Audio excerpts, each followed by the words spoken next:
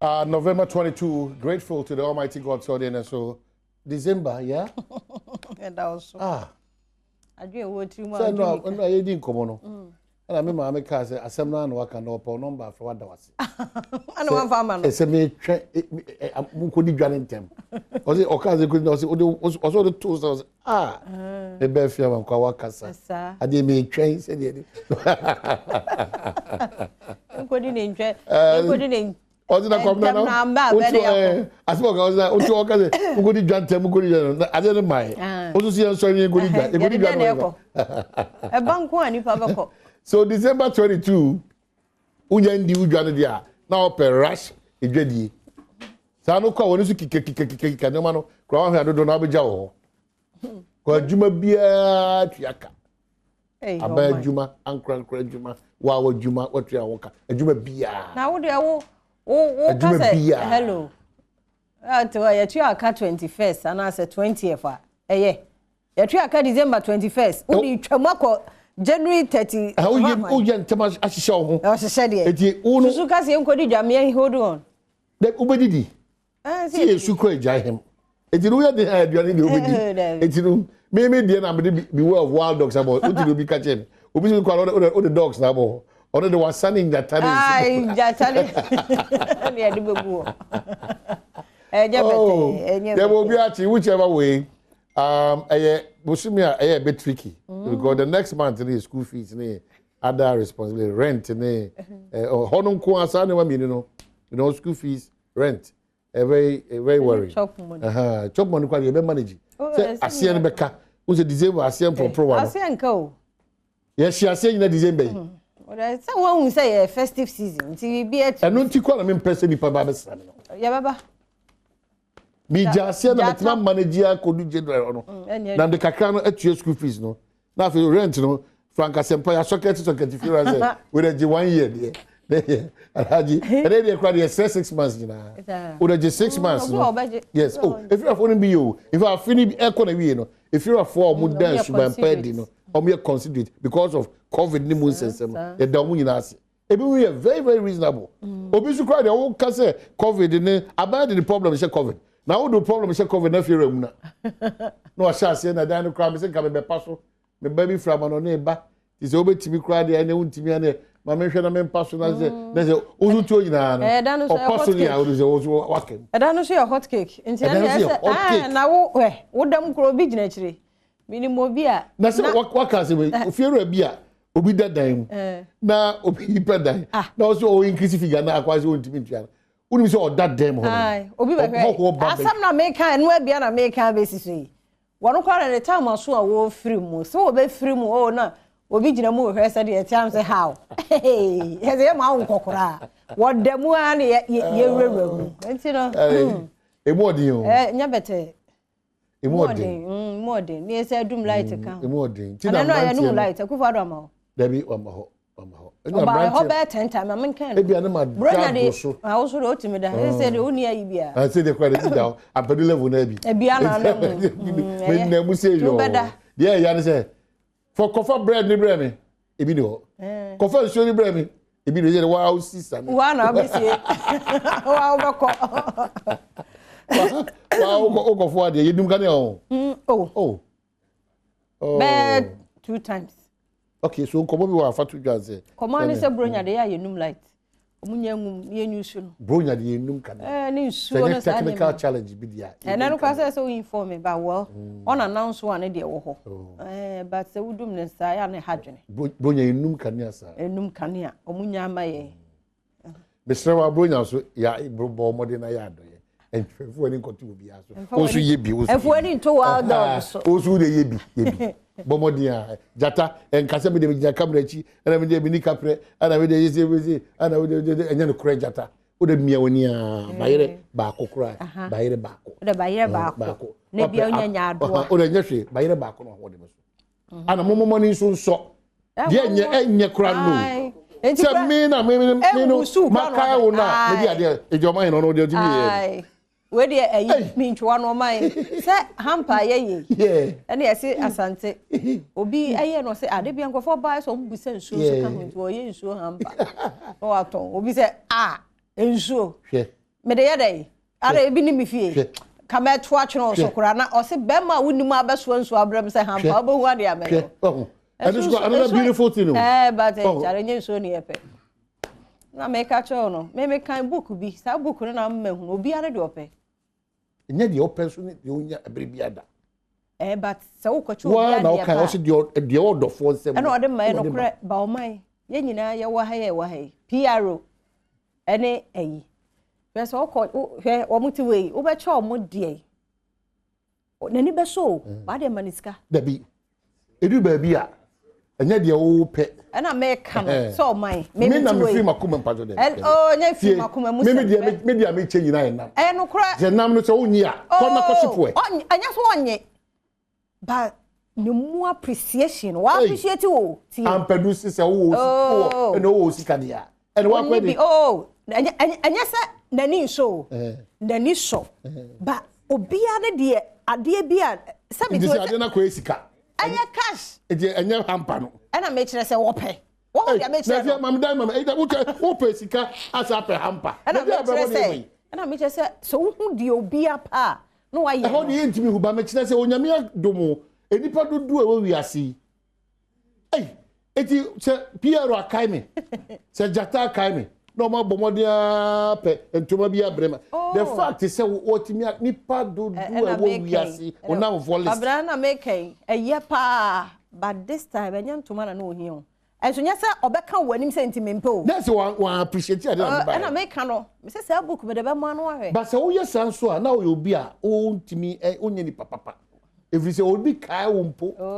ade isuo hampa brewa onye bone ya no perfia ho ma na nyo nwanwa so hu die ni papa na ya ende e wakuno kora e die nya nya fasika ne mani pa esuno bia na make no esuno de me person de frank pe e say no kosi kode enkoda enye kosi ya fasika ne ma ana nyai na me say die ni pa no pe na ye ma no na be de no hu de ni pa de pe so ni pa ne na sen agent uti wo PR onim de ope bottles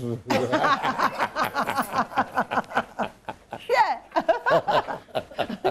abadoi na bono de agi so okufu tie de American say ampedu so ope Mercedes na ope Mercedes me na ubisa Mercedes o ho me nya so ati ase me say e wo bia na de ope and abrabo no eye ni di so eye kakra ana ye ni so ade oh yes say obi wo ho no ma see people's expectation of people na am so ai now no why you ma pa but sometimes famodi bi wo ho a because say bia kwabra wo ho na aka kire me say bia oba na aka kire me so ye hia me car no ho okay me wa ha binim ebia na bi hye wo ho ba wa unim say ebia de wo ho ni so ti hia me car ho hia me car ho ne de meje wa difference wo mu yes papa ye nim car so a wukura ti say o man ka say fia hia me car no ho a e de na me expect na fe me ko hia wo car ho na ene level wo inside the air car e hwo de so ho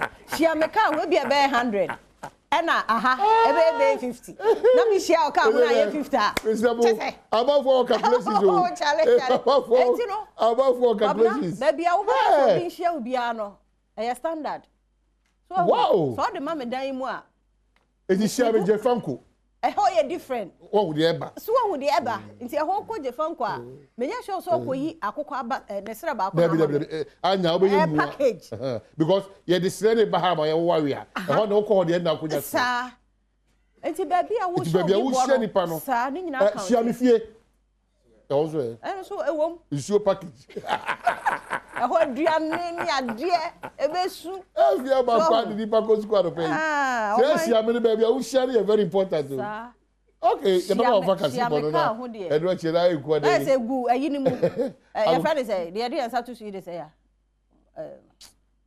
yes kai shishe mu letterbox no ti wo ka se hia me kan e bu da obi bam no i bam e bia na dollar ba ku hia no ya o dia tu ba ha o yi wa ha asem ti baby a wo share ni pa no sa enti mu me obi amfanya na calculation okay so no susu calculating so one we are waiting happy birthday come Frank Asempa ne ba justice ma wunya Mawunyo efia. So unfa ma menkan. Mawunyo koku asempa kofi abwa.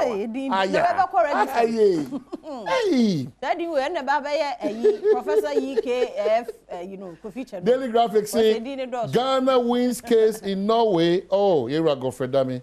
Yeah, that's a pass out Norway for case. And we send bebre. Okay, time as well. In some of the in Akasafa Parliament in some of course and the police for it's not brilliant, one a page of media only. Yakofa Cassiano Nafi and watching Agokensi and was a fisem and prism and there you quada Machassia and also Joyce Blessing. Joyce Blessing. Yakoba.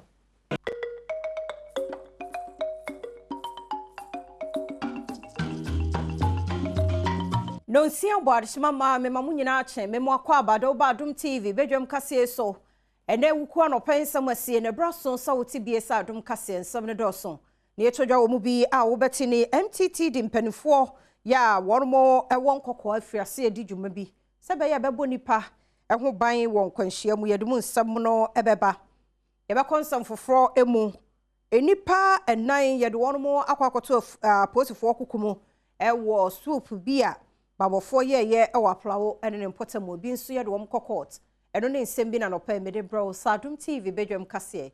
Facebook/Adom TV Cassie no ho like comment na share medin afia amankwa tamaklo afia ni de bientie se de nsem ni chiremu ankasa etie bambo 4 year ewo enkokọ mekire MTTD ene wo de hihia ahodo bi ato hono a wo mo hwe se okwan so kosakosa hoda ubo no wo mbesa apagya mu bi de dene se yewura bronya bosumi mu atrenchie bi mu communicatentenom ne ade ne betumi abafom nipa efemu hwe wonkwa wo bronya bremu ni nyina brase Adom TV kase ene kokko police commander tichu MTTD edin komoyi divisional MTTD yonkoko. There's a national directive say we should clamp down in the sleeping drivers. It's a part of directives are Inspector General of Police thereby so yeah comply with at our division here. And here say kumunu beda ho na timamu fo ho atomo na adwuma na koso yi na drivers di emraso. And here say baby any kwan so omugina no ye clear omugina afio. That's what we did.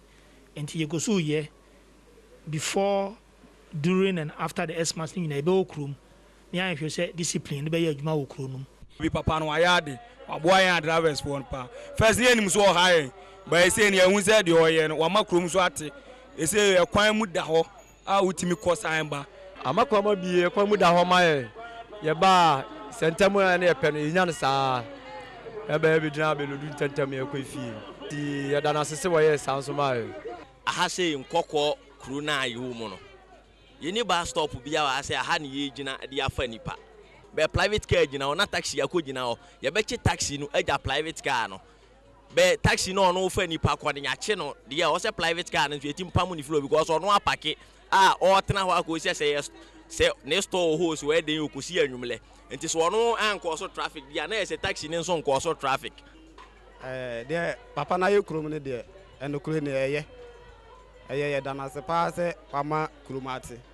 Name no Kula you ni bus stop home. Entino say oh ba uja baby yes ya chelo. Eno na edo kreni e chire ya adwen pa kakra. Etwa kase so na Aflao district and circuit court and so ede indipa nan akwakoto aposifo ekokumu. Aposifo eye soup bi wi a chire nipa duasa enan Aflao ne importamu enubone niema ensem fata bicycle motorcycle wo mu yuso enya ne kwan paso no ena ye de wo mkogina adaka mu ebinomo wo mutosini ewo munti Adom TV etwaso Aflao mensin no aseni bia etna ase no enipa miensa ena sisi ada wode omo atwene aban kukuma wo twen se obefra omo ewo aseni bia honum biem edi wonasem na se nipa miensen kasafonyini bi ebeto abontia na wo hye aposifo ne asrafo atade a wo Ghana eni Togo ahye so na wo gigi sika ewo enipa bi hu na wo hwehwemu ema ne dedi se nipa miensen enye empanyimfo ye adwuma ewo ahobambo adwuma yekuonim enipa ni sape atono a wadi mfie aduanan mienu Mensa Emmanuel Edimfie Edununsia Agbosun Jonas Edimfie Edununwotwe na womo echi no na abrantewa wadimfie Edunu anidin ene Bless Joseph ononso ekopie mu ewo Aflawo Circuit Court ononso sobo a wode ball no ene se na wokuta enubone enipa nyina ekogina Circuit Court ene Mensin Court no wansama wokan ene se asem a court no de to wonso nyina no ebie ne hono ma wodi fo nanso court no ede omo atoma a wohwe se eye opepon bosome da etoso nsia ewa afia pemienu ene aduonu mienu mu obefra omo biom edi wonasem eno echi no enipa aduasa bi enso wo hono ma aposifo akwachi omo ewo hono ma wo bo aposifo ama waye enhwehwemu na se nipa ye okwachi omo emu edu num efri akachi a wo mo na omo di motorbike edi nsamone ewo hono Mrashabedwafo asetena wonmo ekoye no ne won de aba na wieye se e-levy ebeji atum yanyi antum na nkosi hwe nti no general bisum de tosudu enwoche ena ombesa aba na fe won ma betena se ebume adum kase etwaso. We adjourned the house yesterday and we indicated to ourselves that we'll be reconvening here at 9. We've been waiting all this while, making necessary calls, but that's fine. Nothing responsive. And I think where we are, if we take an adjournment, it will allow cooler heads to come back to this house, and then we can then come back to continue the transaction of business in a much more serene environment. It's important that we carry the country along, and we need to demonstrate to the country that our democracy is growing and will not suffer some of the unacceptable sins and spectacles we've witnessed on the floor. Mr. Speaker, the leader have suggested, I only can concur, that you adjourn the House Senate for further consultation on the outstanding issue. Thankfully, appropriations have been passed, so the minister can keep the country running and keep its institutions running. I second the motion for adjournment. Actually, nipa mienu bi ya wo susu se abemu a wonya mfie dunkuna na ochi okada ewo krobodwo so wo Brim North Mensin mu wo poemantemu ni wo no wo mu nim ho bie no ya kire safo no Adom TV edeba. Pacho last month memory da na twem ni 1 month. Ya yedu okrobodwo so a na oye okada enti oye juma be 3 o'clock going no. But we are na ye huno e friend life ye huno ama ye di atem no eko police station ewo e stand ko bo e fiance ahinfofo amane ama ye borderu eju ada no e nra ni 1 week eju ada no ena obi ebe kira police for ne say papa bi o si okona efu ewo nkoko kwan so. All right. And okohu amuni wo ho meba e honde good. Ewo na efu ene de nye sini de ye komochiri ana ye koyi abofra no de aba enti ye ba no akokada fo ni nyina di obi ye ni medisi di ye ki me ti ambulance ni mu enti ye ba no fan probia fi sani ebi mu me hu nkrofo mi enu bi omukita sikan omu shenikes omu tini na rock basa besa ibi enti mukohu sa nkrofo no amususu se omu ne di sa amu ye rituals no mukohu omu amusie ho pacho emusie de ya nkohu om ewo hono na de enti na mu bom suspect se omu ne yes ade no ye kroma no ye hu om hada and already known to know Monday na e dia be bokwa ono Friday no nipa 2 we bi ka chese nipa 2 e di moto frequency e be gira ho e be video e di koye enti ye ya jin da o se ye rem crofo a omo ye sa ade no enti ansa na ye di sa suspect ni be ma wo no sa crofo no ye hu mo furu mu ada Adom TV Badwam kasia da oguso ehwe no na homa binase ohene ya wo ho de adesre na eto aban nanim osre wo mo kwan no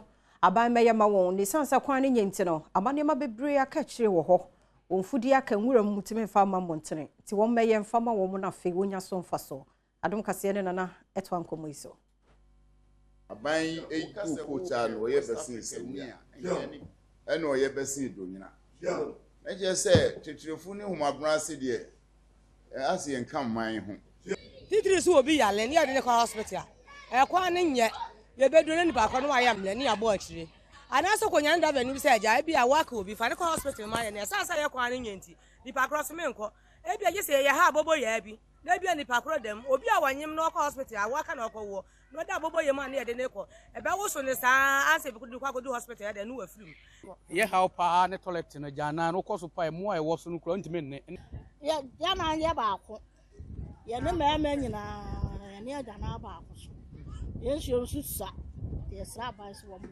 President Mills the vat by sa amafo twa ho ayi nan ni nsem bebrebe Emma de no so de je kra wo sati so still na nkofo ka ho asa say yi levy tax ya ban di be ebebo ye kwan pi so ye hiafo aye gukrum he enkaye yesi wo mu ayeti ebia oti amanone a wo mane wo maame anase asikafo a obi a wo nkran parliamentarians nko ka wo mu che obia asu hwese nra ye bo ho atwe National Security Ministry no ayane say resec ahodo ewo mantam ne mu ro oba be so won wasene esan ne ma bi en hyedan toto na kwan mu ye wonya akade enti no pempe no ya na ma wonwumadie mu no ya to sini eno nti ana oswafo hweso Albert Kandapa wo ma kyerese won de ho akade ma wo mo se be ya wadwuma no a wo ye no obekoso ayeniye. Last month, for example, I embarked on a working visit to some of the rectors to identify challenges that militate against the effective execution of their mandates. Inadequate resources for the activities of the rectors stood out as the main challenge that render the councils inefficient. The President has now approved the allocation of funds aimed at catering for the activities of rectors, including the payment of enhanced allowances to members of rectors, and this money will now be kept at the National Security Ministry here. We recognize the critical role we play in the security architecture of our nation, and I'm happy to hear from the Honorable Minister that so far he is satisfied with our output. And as he has seen and said already, we can do much more if the resources are made available to us, if we can motivate our people to be more alert and more aggressive to make sure that the challenges we face are nipped in the bud. We've heard some positive news this morning, and on behalf of my colleagues, I want to thank the President of the Republic for listening to us, and for National Security Minister. He's always available to respond to our needs, and he has visited us severally to find out what we're doing in our various regions, and the good news we will send to our people.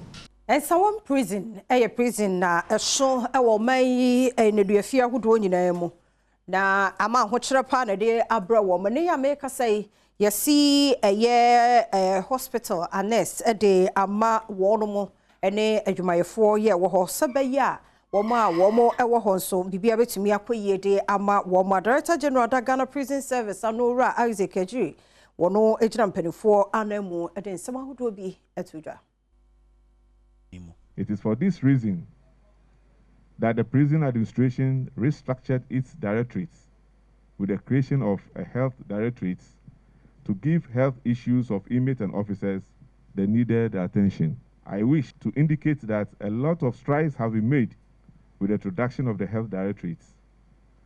These include upgrading of prison infirmaries and health centers to a clinic, also to polyclinic and hospital status.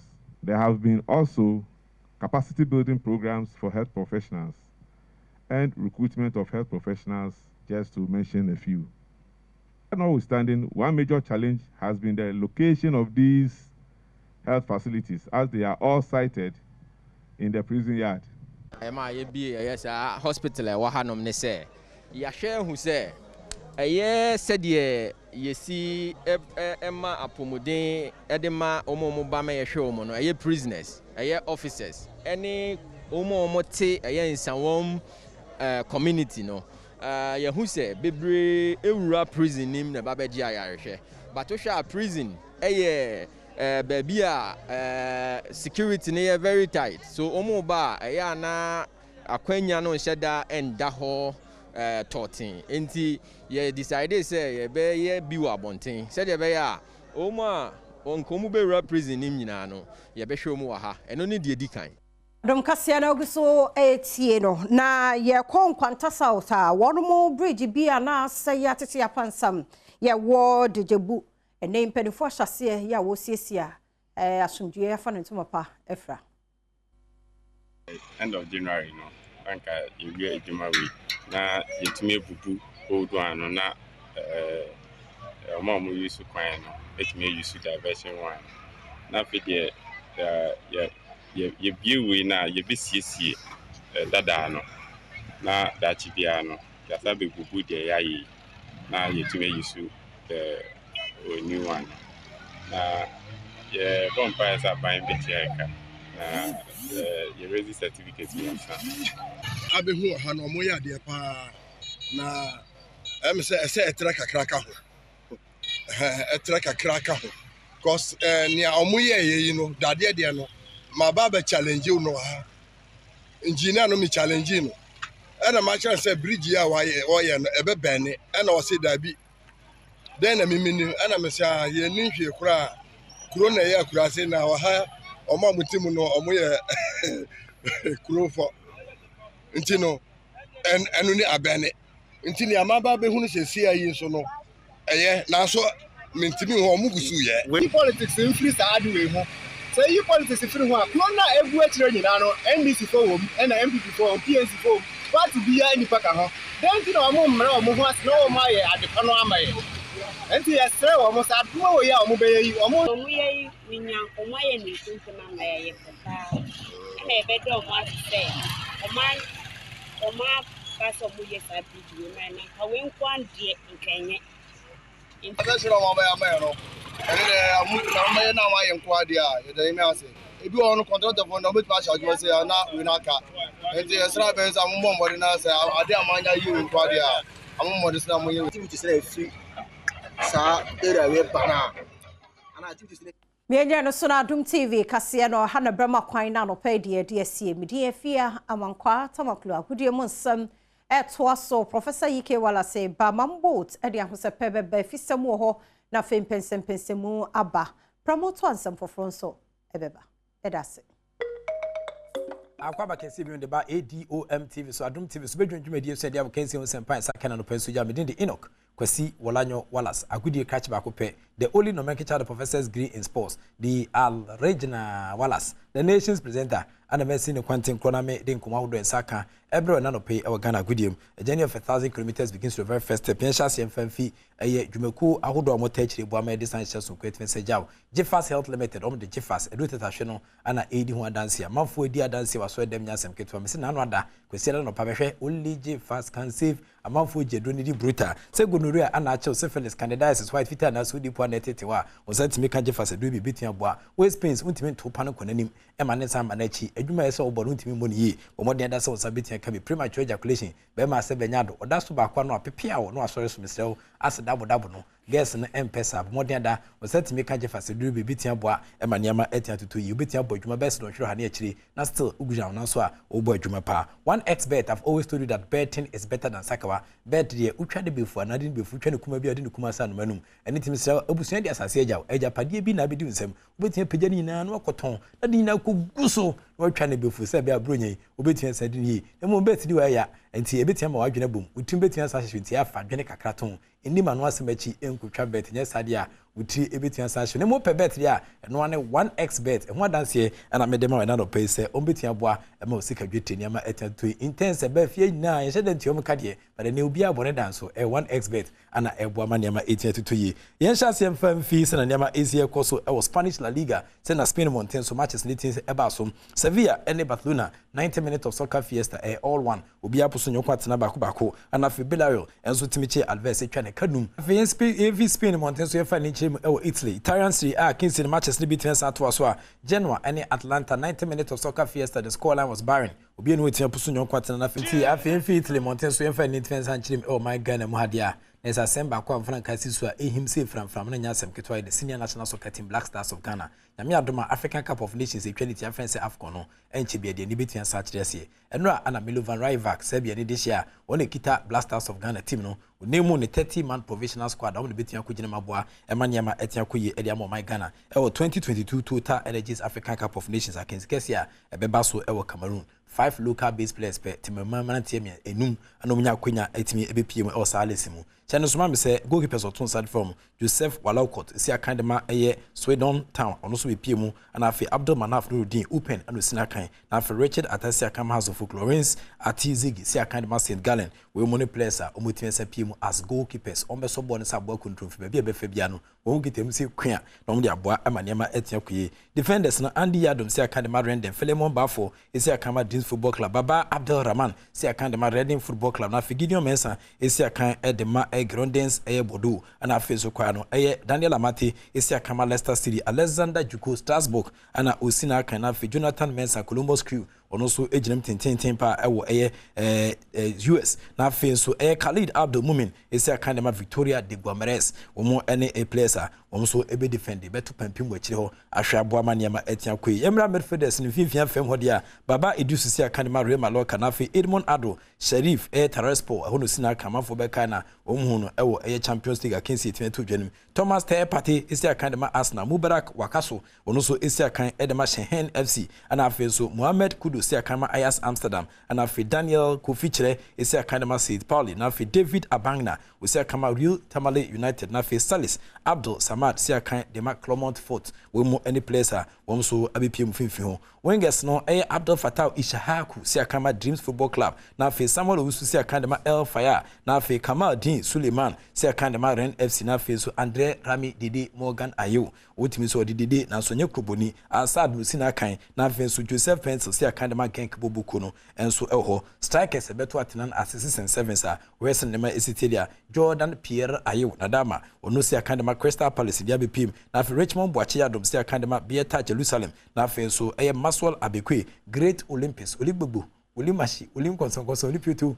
Olijuju won so enya representation our national team with where Olympics be there receive Felix Afenejan esi akadema AS Roma na Benjamin Tete esi akan edema Malaya Sport ono so area BPM honum ehwem ewesana nema esi ekone dia there's a coach defending ntia otonsa the first place we drugi step je idemo na pripreme I tu ćemo vidjeti I tim I kako I sve da se odradi za African Cup of Nations. Not only last few days, the whole period behind us, maybe more than 1 month, was the only focus was on monitoring the players and assessing their form and finding the best solution. So it's never easy, you know. Many of them, they deserve to be here, so to make decision like this is never easy. So we hope that, you know, this is the best at this moment, and that these guys are, I absolutely believe these guys are ready to deliver, and they are ready to fight for their country and to do the best they can. Dobro je čuti sve, tako da od uvek je tako bilo kad sam ja u pitanju. Nobody interfered my selection this time. Not same thing was in the past. Also, I always talk to my assistants and I talk to the people in the federation. We always have fruitful discussions about something, and you know, we have good communications, but nobody is interfering. At the end, I'm the responsible and I pick my team, so nobody put any pressure on me. So this squad is squad that I decided about together with my assistant. Enti Ghana coach Milovan Rivak Anteboy Okasa na say na ncheche mufo no so chechim tenten Anteboy ka keto abi e wo sena niam AC akoso do bate behwe sena niam AC tie se chechim na no de bo senya no obi entimi enche kroho bi enu ote se bia kasa enti ne omope ana omo eka yenkomu a Ghana Football Association kasama for panyi Henry Asante Chum the only practical English commentator in Ghana but we ja to so besum Ghana Football Association kwa omo interest no be represent after say new squad no and also the FNA plans edema the senior national soccer team Blasters of Ghana SAJ. Yeah, the Yanibechre Kata local contingent na head coach Edienim ne FM penning for including the president. Yeah, the Yanibechre Kata. Yeah, expect to players never shall say aba from the 24th. Adebechini near the Christmas, but really a Christmas in here. Hopefully, I say about a first test match per the program of the coach, you know, I say about 3 matches. Ewo Doha and Akata and Sana Yadane Yene dia check Cameroon. In the first match, you know, and she say I know just the first match and I pese bon ebe bono. Openima busumi ne da etoso eduonu watch 28th December. Your boy no we are yebebo will have 3 days to rest. Na fe your boy a second match, you know. Yeah, opepom busumi ne da edikan 1st January. Nemo 1st January friendly match, you know. Any teams will be dinkomo. Yeah, any Egypt akasa, any Sudan akasa, we are yet to sign the contract, so we may not be able to announce the team I know, but it will be one of the good teams on the continent. And no panwa now 5th January, yabebo final match yani Algeria African champions and ebebo. We boss our final match and we are 6th January. It will be open to the media. Will be our person on the media. Be only players ni be dinko money adi nyina. Ebe mo msa opportunity. Na fe 7th January no. Ebu ya ketem edi free. Doha edi ni ache Cameroon. Enti Henry Asante Chum kasema for penye de Ghana Football Association atene kasa odi ne komo eja no. Afi me mfasa akonya kese so na officially me ensan launch AFCON 2022 no ewo Adom TV so. Sene soma me say ye the introduction of a program side the bebro no ye di kan pie the bebro ne e friend AFCON minute nkoma wodo a epipim o AFCON na no ye the minutes and the bebro no usana nyama Asia course officially AFCON programs has been launched on Asempa and na so Adom and na so oba aye Adom TV so kitem FM so kitema ye the ebro the first edition no AFCON minute no na mesa catch say with 18 days to go AFCON Cameroon against Kesin Cameroon for a stadium makomako base num ana edesi ho ediamasa tournament ya wotimi sampa wo mo prepare second biaso no wo mo the stadium nsia ene mum ebesi ho na mum no 5 cities ana Star Stadium wo so a edi against Kesin no ebetian sabrew AFCON minute dun watwe na Africa Cup of Nations a etudwa afre ebesi mu no ye hyase obi man so Cameroon onim se CAF ayen hyehye ena amanhodo dunsia no ye de kwaduonu nan eno nti Cameroon bi a oji akansi asi ne sere so no wabobo ano ho a agoprama hodo nsia ena waye si honom ena akan ye besi wo ho akansi ne hyase January ne de toso enkron na February ne de toso nsia ye de bibia bawie agoprama nsia ya mpenifo ye si honom no senete de di kan no Olympic Stadium afi de toso mienu no Stade Amadou Ahidjo agoprama mienu nyina Yaoundé Japoma Stadium eno wo Douala Limbe Stadium Limbe Koukon Stadium Bafoussam ene de twato akora no Romde Ajia Stadium eno wo Garoua na wo de wani kiremu a akansi edikan no agoprama yesi ni foforo ye no wo Yaoundé Limbe Stadium eno na super 60,000 capacity ehona na yesi sa kan wo ho na fi final match ebetudwa AFCON na se no ya se gina agoprama kese ya so asesi kan wo ho the AFCON minutes and at Sergio Manucho revolving and oscillator reporter or the one common 18 Sergio with the first edition ya miadoma e be san to aso subsequently na dia brew no se na nyama esieko dem ni tumi sebo no kra no national juvenile under 17 one inter club championship at Ghana Football Association for paying for Medisa League in 18 times so on can pupuni mantema na bam dia team from say Mal FC umfika so one more any desiderusa umfi Fadaman and dia against in 18 times so na hwemu dia na team sampa Mal FC 4 from Kaswa no one more eche desiderus for no etwam 2-0 one more eyom ho bia nyamanku yamfamo ana 17 inter clubs Champions League yes chase na wotwe mienu ntamu no eno na bibia bawie a pobo kwa ahodoɔ mienu Desidero FC ene Mars FC edi po mu a ekwa wiase na Mars FC edi nkunim eka mienu ya Desidero foi entumi ante sa kensi kɛsie ya gye fufu atuni din National Juvenile Championship no omo hyehyɛe se na ɛbɛyɛ talent ahodoɔ ahinta no emofra adanadi na fe ye pa obi mana kosi aka de ama national teams ahodoɔ ya power mo enti ya tusu ntonto ya de akensi de bo mu no pobo kwa ahodoɔ mienu yi ene ka wɔn mo a enra de twato no so yɛde wintam so isan se na Mars for ɔmahoɔden ne so kyɛn Desidero for nti ano no nam so a ɛka mienu yɛ tu dwa no referee no gyina akensi ne fimfini kurakura mu a yɛde bawie mpanyinfo bebree na bepi akensi na se a coach Dima Black Stars Milovan Rajevac on the GFA president in a dear nimu ekɔwi ase no Mars FC o team kuni wa akensi ne mu nya sika botin 20,000 cedis a wɔde bɔ na taso yeah they deserve it well the champions you can't fault them they've beaten the best team as well. Yes, it was na nema Asia Kosuna na se kaso for represent here na Fadama for represent here but Fadama for Echron Bobre was akin kesi timesa to Jona Fikaswa and so be pie fan ma utim se nye bad akinsia ebaso. E best abandon paying for some consider stadium for BCA and consider Fadama youth we under 17 and afin so kwa kaso timsampa omso nye saka wanu kwa na boys na yade but omso yade e obo no ho. We ni nyama e bitim de keteli sports e bitim de keteli crime situation na boa e maniama etimi akoyi nti chairman dampare bia obi a fantastic morning enkoma e wasere niama Asia ko me disi ana mada wase a chelp Jeffas Health Limited and Jeffas and the third na face 1xbet I've always told you that betting is better than soccer madama wom the third boa men na penso e dia we can see won sempa in soccer etimi jao hard work and revolving oscillator reporter Sergio Manucho and face Bernard Padibutwe mo fasini mpompa winner and a time achi na afin so oprese in terms of direction wonderful camera crew almost try afin so from make up to make down esta so ha omo boy djuma say come up within the professor EK Wallace agudi catch back up and am the evidence based presentation it message out and akwa ukwada die and am awushi bubuashi kaneshi agbubulushi fedabaka kwapembo meka dan so mada akoma kofodua so nsan kede bodua smarket be man ponte fa de kete krache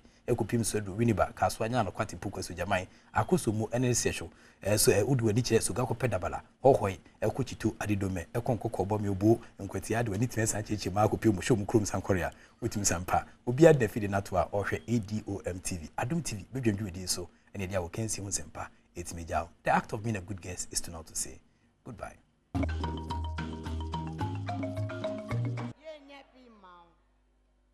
Katen kwanso e ye nya bi mi ko fa no hefa we de mum pem potom mame hey Yesu baba kan de obenya papa ntina me ba me hwe won chen a me ba ka me chenye direction no asama ka cha me no buko se me fa go si twumo na ba ya academic and cases akula. What's wrong, Papa? Oh, carpenter for music guys. As someone catch me no. Papa, me having many me basati so mama many. Ade, me wasro kakrabia and I yes way. Obi kodin someone in here babona. Yes way. Oh Polia, yes way. Oh yes way.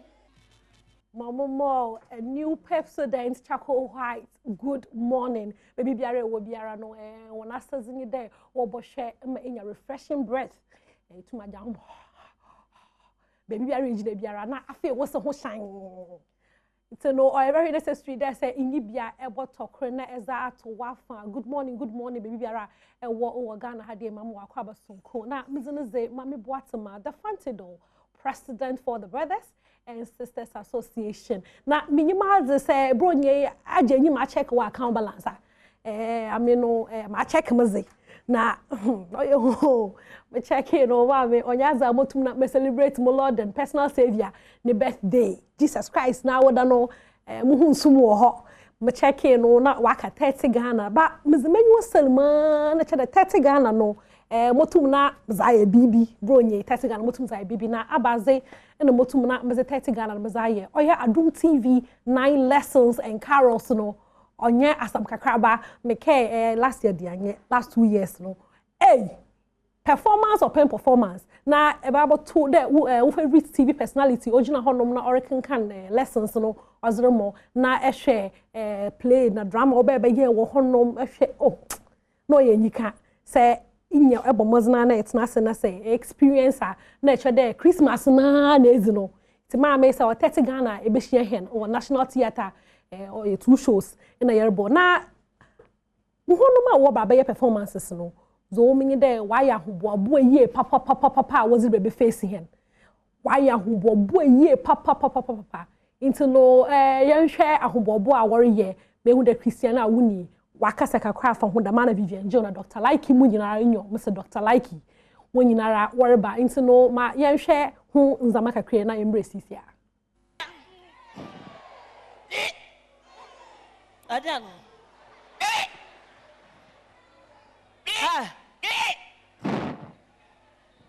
I don't know happy. Aura. Wait there. And you're drunk. This one there is not mine, it's a drone. Joe, I'm from Medina Christiana Awuni. Rockstar Bakope, aka Semfo Hima. Hey, Emrena so. Afia kwa prasa ba betwe biu yes abaye de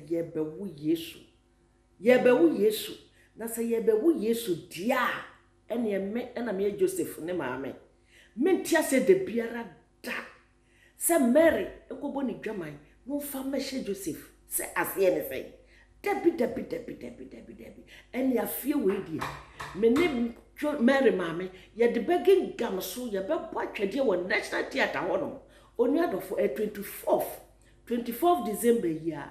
Messa se baby pia wo biara, kuro bia wo biara, bomodia sa wo beba, no abehwe wani so ade. Se Joseph mame, ene Mary mame, e di agen gam so blow so pa. Ni ye kwa ya chikakra, na afedi ye naina.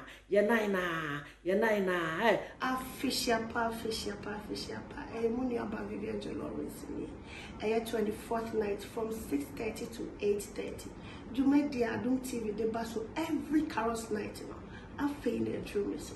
Vivian Jo me so meba. Na ba me ba no meja Vivian Jo ofie na me dia pro mafia ba be mafia Yesu Kristo. Frida ebe wonu kopem so be se wo biem de oni ahotokra wo me se. Enti mesrawo ka che obi no bi nka che obi mumbra ye fa fini kwa wie ye wa bra siria wo ye ni ye fa fini kwa wie ye na ye chi ye ni wo National Theatre. You know what? Just come with your friend and we will be able to Warriors mwanka samu ni musumfunie aka Shefo 1 celebrities na grandpa ba ko pe me say e die ben e fi ejebo ejana nya be duro wi afina sa so me say 24th me say National Theatre wotina fi awaye ho me ma me papa nuanom me say bra me say e de bra 24 National Theatre aye beja yo abusuafo eya Muhammad de nyina Dr. Likey Akabeneza Bakopa aka Thomas Mewo hwe me say 24 bra ka me honi nyina ye nhia wo National Theatre ebe ye dwe better performance stage performance be charge me say 24th you ye be a chai na dem nko o ube wu start kuku dame wo de hia me 24th National Theatre ebe ye dwe me say be set me na kwa na bon say me be dia me ye Yesu be bra 24th ebe ye dwe na ejuma mu so to say o say wajuma mami wo business wajuma musika sam so to say men's go do adawro ma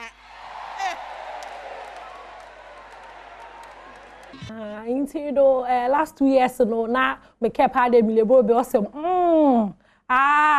fameko that this year no Christian I would am ya tase do be kowechi kakra na wonaina Bernard oye juma o hade o sales department wa babaka yesa wa hon ka hon na was a Adom TV 9 lessons and carols no was a brain na mpelebu hu ahobobo no we kokodu because maka chen da me 30 Ghana no me keka account balance 30 Ghana no or wa na mezereba into no Bernard akwaba. Yeah. Okay. Now Bernard Adom TV 9 lessons and carols. Ahomboabo no otden. Ya ahomboabo no koye pa. Afi ye pede ye wow ye clients na ya hwefo nyina. Bibia la okan ye ho anado bibia la na nwadi Adom TV chi bia no. Ye pede ye ma na nwaje afi. Nti afi obi anya ahomboa no mbra. Ye twa no bia. But I mean oyeme da pa do ye 30 Ghana. Oyeme da pa because I said what sold 30 Ghana. 30 Ghana this ebusuafo ni nyina botum aba moframa no as one kan na bi na wa hye ma achen mo mpe afi me 30 Ghana you ready ahemfa na moroko Bernard. Oh Iba National Theatre ebenye bi ho na ye ya de Iba National Theatre ebenye bi wo ho obi ambra obi opedo ba bia ambra unda Adom TV de ye waze oye ade papa nkote ne ye de ba na anyen tafi wa ye Christmas ya ye di into all 2 shows and all 2 shows in your time ne first show no started from 3 to 6 p.m. na second show ne 8 to 11 p.m. yeah na one na was post oh ya boafo a wo boayen ma ye di dwumedi libre ye tiefo nyina ye Franco Trading and Accessories phone papa fie Big Maron ono so oye nru papa fie na manso aheba this a wamba Metfab roofing quality products perfect finishing including new palm soup base original Ghanaian taste Serene Insurance the new face of insurance Ayulab gripe water the ideal gripe water for your children and a keep fit water fit for life Ohima Rice turn every house into a home ATL bringing fabrics to life. Mikado Pharmacy, service unlimited. Now Dream Cosmetics, day by day, strong and refined the skincare you desire. Now Yum Vita, a delicious way to grow. Havilat Ghana, spices, and also Adriani Yede, ADB, truly agric and more. Ederic Limited. Now Nichelle Skincare, always keep your skin growing. Blossom detergents, keeping you and your environment clean. You see, as above our day, a boy one what boy ma yedi 9 lessons na carols no yedi papa. Now Bernard, the Big Talent Show finale no so record Bado live. Okay. Honestly Bado live. Personally, we are very excited papa. The muhunimpa Yaba crown on as the winner of the Big Talent Show first season. Yes. Now, Orokodo over him fan. Orokodo was Shaibutu Sports Complex. Fadama AstroTurf now new AstroTurf now why you know.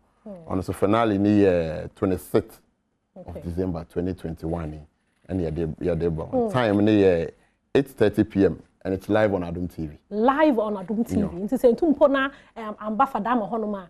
Ebotum na tina wo TV echi na ahwe into no Christmas Adom TV anywhere 24th 26th no 24th e kwhwe Adom TV 9 lessons and carols with 30 Ghana na be free Fadama abe ma ya crown nyimpa obo win no show no or the Big Talent Show finale no na Bernard Madase papa de ebe cancer o ade na Messenger Productions was it 5 years mo kwekopem wo Dubai na okopem do Dubai no where crew members nipa 13 wakọ jimu na enwa wakọ relax na ze waba be cancer no CEO no watoto na no kakra homa yenteza okay na embrace sia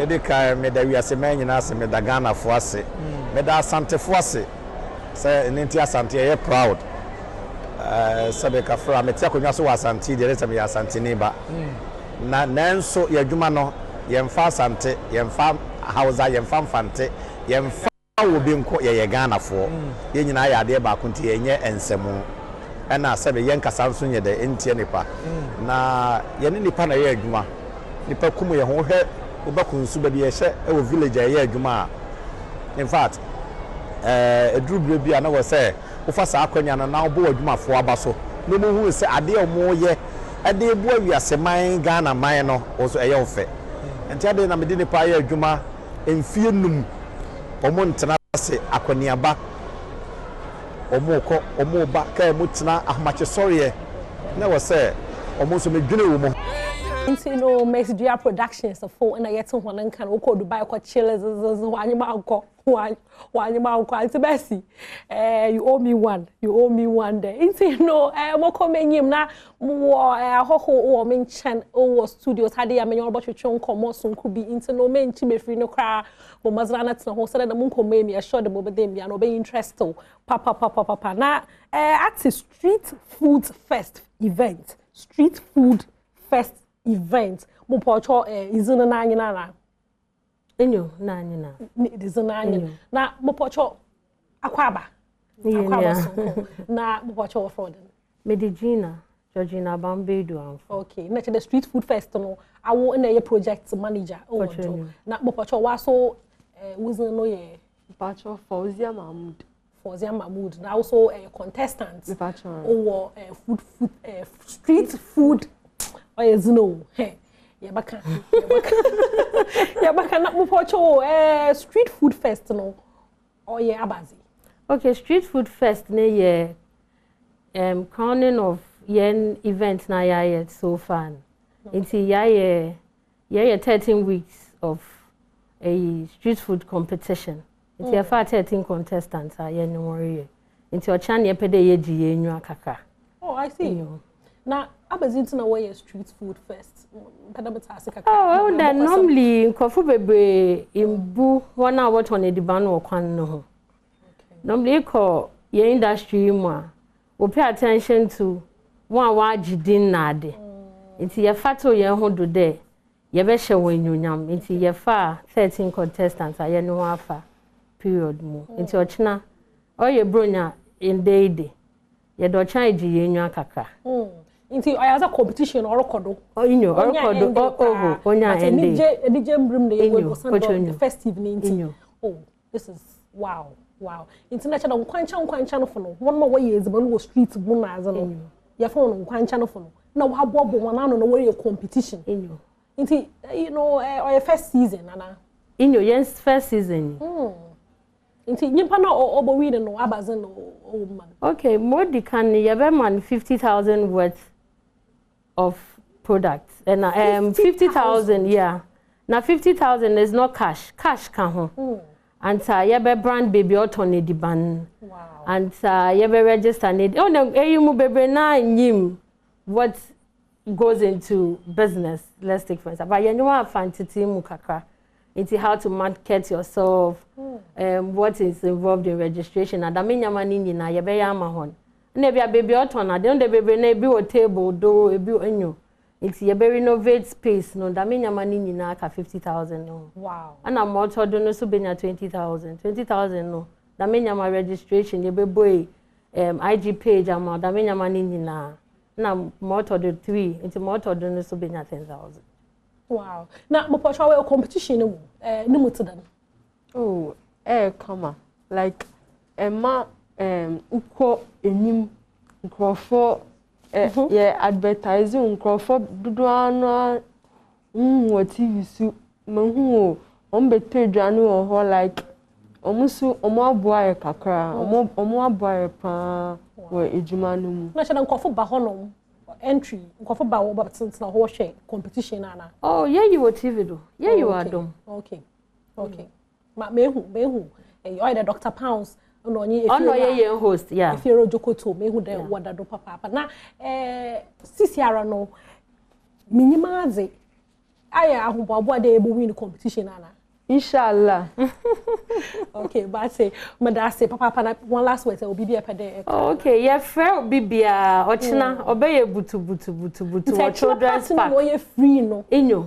Oh, one brad, you know, so ya sanity the band. Oh, hopi. Yeah, Baba Bechin. To China the children's park. From 1 p.m. Inyo. If was Sutherland. Okay. I say, yeah, that's what Papa. Yeah, Baba, yeah, Baba Chilum. Yeah, Baba Chilum. Now, Stoneboy Beam concert no or called Joe or ended that. Now, highlights no, you're very interesting. Highlights no, you're very. Now, I don't know who that's some George so I saw here and there. But remember, now I'm bringing to know more sorry down the video scene as I'm Mami Boatima, the Fantido, President for the Brothers and Sisters Association, Sandra Sana couple, a producer, Priscilla, no direct some camera for how they sound, then there's some of that say, Papa. Into the most sorry, I don't know, more Stone Boy in the Beam concert highlight, na some George, ne work, not toil, or I home cover Papa, one share E. Masardo.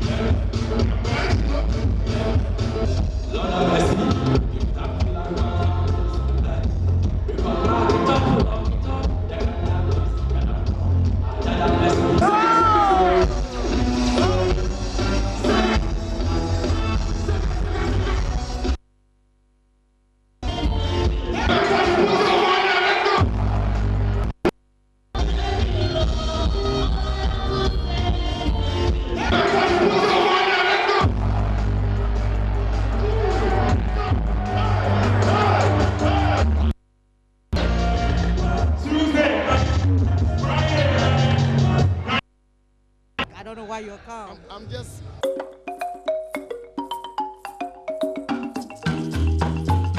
Yada say yamunyina official pabie me Adom TV Badwam na ocean yada mamboto nso asewa hosepe ne wukodi so ode abreye na nyankopon ya Adom na 22nd efiada 24th na Adom TV 9 lessons and carols na oba so ewo National Theatre na ye sponsors no o say appreciate won mo pa fi se enye easy sa se obeton ade no a obi aba be so wasene enti no afia no ahia sei na obi tototo na dwuma no like ni sika semu na still wo mugina ya chide o se no wo di nkobo me wo Benjamin Boama wa ha Serene Insurance Senior Marketing Officer e wa ha me ne no ba be di nkobo na Fiora Samson Preko Marketing Personnel so wo kemed pharmacy won na de Ayolab Gripe Water aba ene ACV enkure patwa me ma mo official pa Sese na nkwane ahoden wo ho na adwuma ni gina ne nan so medamo ase papa na adwumadi ahodo okoso me de be start Serene fo ho koso pa programs ahodo that's why na sa Adom TV 9 lessons na mba be so asene yenka yakasa Serene Insurance a yemmo ne tofa na obi ene ne dedikan wo hweye no ohunu mo adwuma su a moye yo afia me da se yakasa Serene insurance company yeah, by about 3 years. You've been around since 2018. About 2018, yeah, it's about insurance, my life insurance or non-life insurance. Yeah, non-life. Okay. So non-life insurance, the AB say motor insurance, after fire insurance, after bonds on say one hold your performance bond, your bid bond, your advanced mobilization, yeah, contractors or risk. Unya contractor, where you might phone near my year, Jumano, set nina insure. And after it you bring your event, you know, your policy be a friend of public liability, and after fire insurance, yeah, say on a event, you know, obey me, ISRD, be sent a bear. Yeah, shares a science city, but at 20 BC, Oma Abasi, BG, and near after Wajapadia, and you know, you beat me a bomb. Insurance, product be or her, your Oma, honor and your Medija. And you're not young focus on events. Insurance na mo yen because event a na eba abekoso e na bi koso nti wo se event organizers no hwe no mo na Serene fo obedi nsawoso o mo nipa na ajapade no ho eban nti simu ho no mo nso bie ma ye ne kankan bronya ide ye bon the European motor insurance no and afi the medical asset or risk and fire insurance I no ebo omo a omo ye event for by motor insurance ye hun se bronya na accident be break tasi ti ebo enkrofo amane say so we insurance Brazilian insurance na fi motor insurance or comprehensive insurance and then you encourage you be say omomodi an onye is comprehensive no ebo car no ho ban and afi kan so odi abo bi kra no ebo safo no ban se na be amane bia enkosi and afi asset risk and fire insurance no so ebebo ejapade no ban afi ona abaso obeji wani asset tourist no bibi o my friend public liability tell obi abaso obeji nani no sato enchen bi sia any hospital community prime ni ade no ebeboa on eyi on free samani ni yakopon ya adoma Friday de ne yenhwe ni mo wo National Theatre and free serene for ho Friday serene insurance ade a yebeba ho na ye ni yadofo nyina bebo ma di bronya yo chede bebra ye hwe nim se ye de bema yadofo ndi ye hye obi an kran se omu nyina mra National Theatre no ne Adom TV embebo ma ye ni bronya yi so ko no no fa number ba ko tudwe wo ye number ba ko am be tudwa 0302 917-444. That's 0302-917-444. That's Ura Benjamin Boamano, no Serene Insurance Marketing Officer, Senior Marketing Officer, the Indiano, no Meba Ura Samson Pro so marketing personnel or Kamed Pharmacy. Kamed Pharmaceutical. Kamed Pharmaceutical. Yes. Omuna de Ayula Blani, your bomb de aha,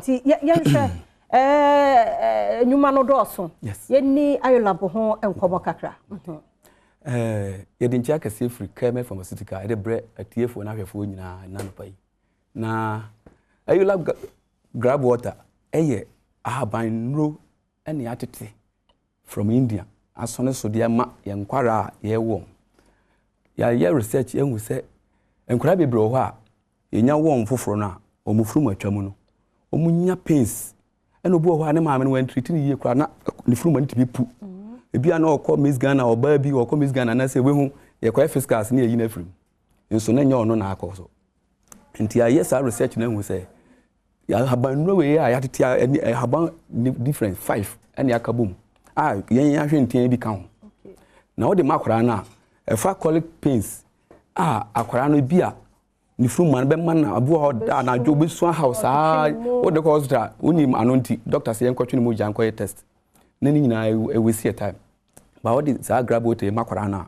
obeda ma obedi define aduane nso ebekọ ni mu yie na oja na nanso a oyi free ko akora bi ho a na fu ahi kutu gas ewura ni mu obesu hawa hu hu ne every week bi akora bi wa de ko hospital but wonya grab water e manual ne tembi akora no oda odi agro tese wo hu ankasa wo fa no wo to hu se akora no to enkan tam wo nyi eduru ba bia wo fifiri ne se no ube se wo hu mpo se wo manu fa no be hu se odi titim nso first no akora ejan fifiri se a no ja ne nan ne ho ahyehyehe da bia ma headache na nso mo adi kan to ayi laba ma mo no obi afra di adanse se no kre eduro na yi adwuma ma mo ma nti Friday ye be hu mo National Theatre mo be hu e pa okay because it time achi ba bia moko bia ye mpese ne mo ntam kra beti ti dwuma die bia mo di bia ye mo etam achi okay and ye na say yi about time mo be ba mo ni problem on kra no se fifi asa no some fresh no unya you labs now the man no nti apart from Kemed for binya Kemed Pharmaceutical your branches be 5 o Accra ha ukọ branch bia ubenya bia to afen so kinso heba omu nyina to Tobiko friends Ekus Pharmacy o Ashaman ukọ we dama omu nyina eton bi amafo bebre tu bi ekoton kuma sen so Fredimens and Costa Pharmacy omu nyina ukọ ha o sabeka adroibi ya spread all over the country and tibabia wo bia wonya frɛ me de lie beto dwa wo frɛ me kwa me chiro babia oben no akoto number no tudwa prekwan yo number obetimi de afrɛ yen 0246 352979 0246 352979 your WhatsApp on so wo ko WhatsApp wo be hu se duro ni nyina aguo ayu labu yi ka ho nti wo pese wo ta wo hwɛ di drone color any din no odi a kire say we na me hwɛ insist on that na no be boa e dem penifo me fa mun si hey yem komodie ne yada mo ase yankopon ya doma Friday 24th 9 lessons no ye be hia wo ho yada se ora Benjamin Boama Serene Insurance Senior Marketing Officer and ora Samson Percon Marketing Personnel Kemed Pharmacy also dey Ayulab aba enene yada wo mudi enkomo no mame nkomra komo no bebre wo ho yakoba ebetwaso yada se bronya no na ye die no nti utie nwumu a yede ejeje mu aba no a na se bia wa unhu die a Adom TV Badwam ye ma wanya feel no so ate ase wo nkwa wa hoodin techemada abodwe mu die wo de ye esene sabi obi a ibi nti owa yare sabia na se no hododo no wo fie nti madano mu no di mu ahusie mu ani nye na enye dayi afe ne nkona wieye no na won so de no won sa tumi aka amesa mu akwa babiem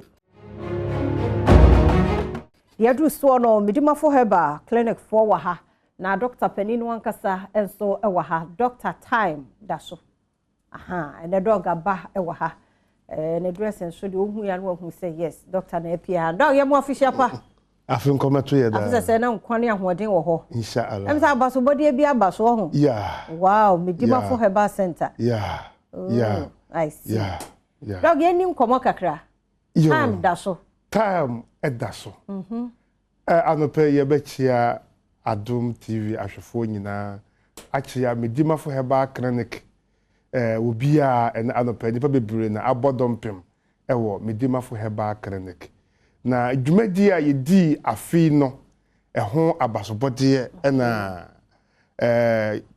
dwumako from Simba African Business Excellence Award 2021 year ehun se medimafo heba clinic Discovery Herbal Clinic of the Year.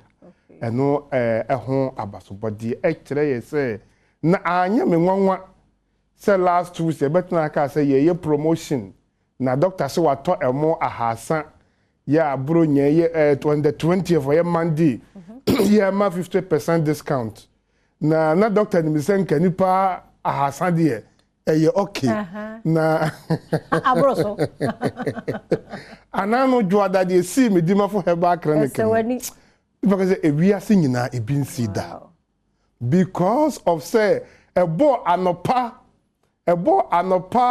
nonum no na yenya enipa atwam 350 ebo 5 because nipa ebeda clinic omo chase ba Sunday ni 2 o'clock na ade chinye ebo 12 no de na je say ya botant baburu be adiun e kire say obia e ka medimafo me na oyalefo obia nso dimafo ne ha enye se bia obegye achade o na emom ne say sika oni bie na doctor se wo ma 50% discount na won san magye achade enu na nipa de won yale ya wa yale ya che eba medimafo na de ba ko en ama ayeme won se na obi betena doctor enim na o ka kire se o ma me nyankopon adum eni nansa na wo ho atowa o se mi akora me nim dada o bu se na ye na wudi mu dada was ana ma mi asumesi na wote me fitire se enam ono so na me ba ha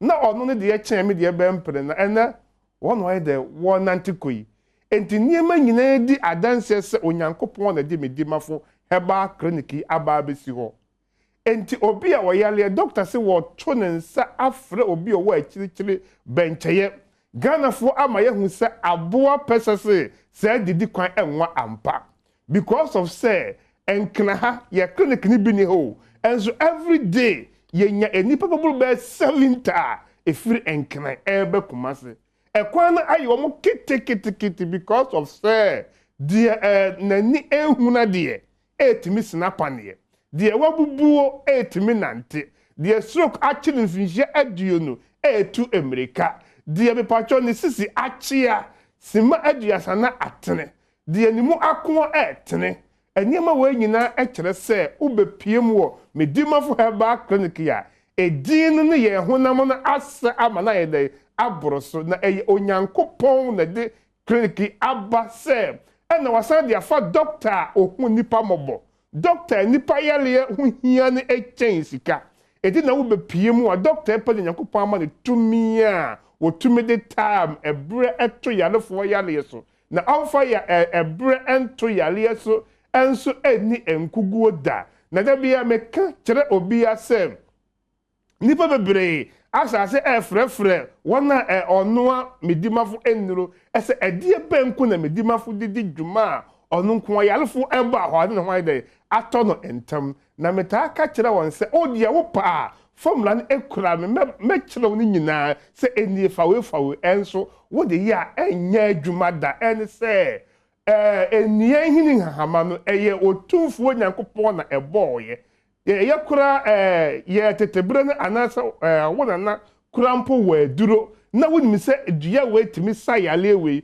ba o wa nhira so ama wo a wote de ye bibia enye de enye adwuma eye wotumfo Nyankopɔn na ehyira enua nyini ha manyina so ede ahye Dr. Tam da so ensa se onfansa yale ayalesa emfiri nipa efiri Onyankopɔn se wa amfatumi na amawo a wontumi mfansa obia yale entina medimafo heba clinic yemfa poma ma ho empireno entina medimafo heba clinic yentina hwi munye de emfa ma ho empireno adanse enkrofo die nyina eye pefe maame bi a wayale mfinhia aduanan ya na ma apo no sa oye bayifo a oda obi emantwe obedumfo bi kofa ne ba maame se ne matumi kofa asofo se onka nanum asam because of so onu nko ne yale 40 years oda ontumi na ne vidium ehye no enti ne man se onko oye bayifo yakofa maame eba medimafo na edi na awotwe na oba reviewer ne man no so oye bayifo no mu mako enum asa atade fita ebeda Nyankopɔn ase enti na ye maame yale na de ha no na yale na yenya yale safo emfinhia aduanan enhyira enka ye awurade Nyankopɔn wiase nyina tumfo se ye bre so wode Dr. Tam da so abase obi bia obeye sitie na wobetu na monti na doctor say wa wo hwemie me hia wo gidie because to me mfa wo gidie enye hwe the doctor hia say ade enche na wudi line so na wo na se wo yale no wudi stressfree sika krampo ni wabusuafo ache dia Nyankopɔn adminti ebeti wani so wo medimafo heba clinic be piem wo Dr. Tam da so na wo ba doctor onu pena owo tumi a otumi de tab eto yale so gisa de wawuo anasa ne nsae de nsa gunubo anope mo kiremanfo enyantam wonkoi na woti ase a wayale sa epe na ehia doctor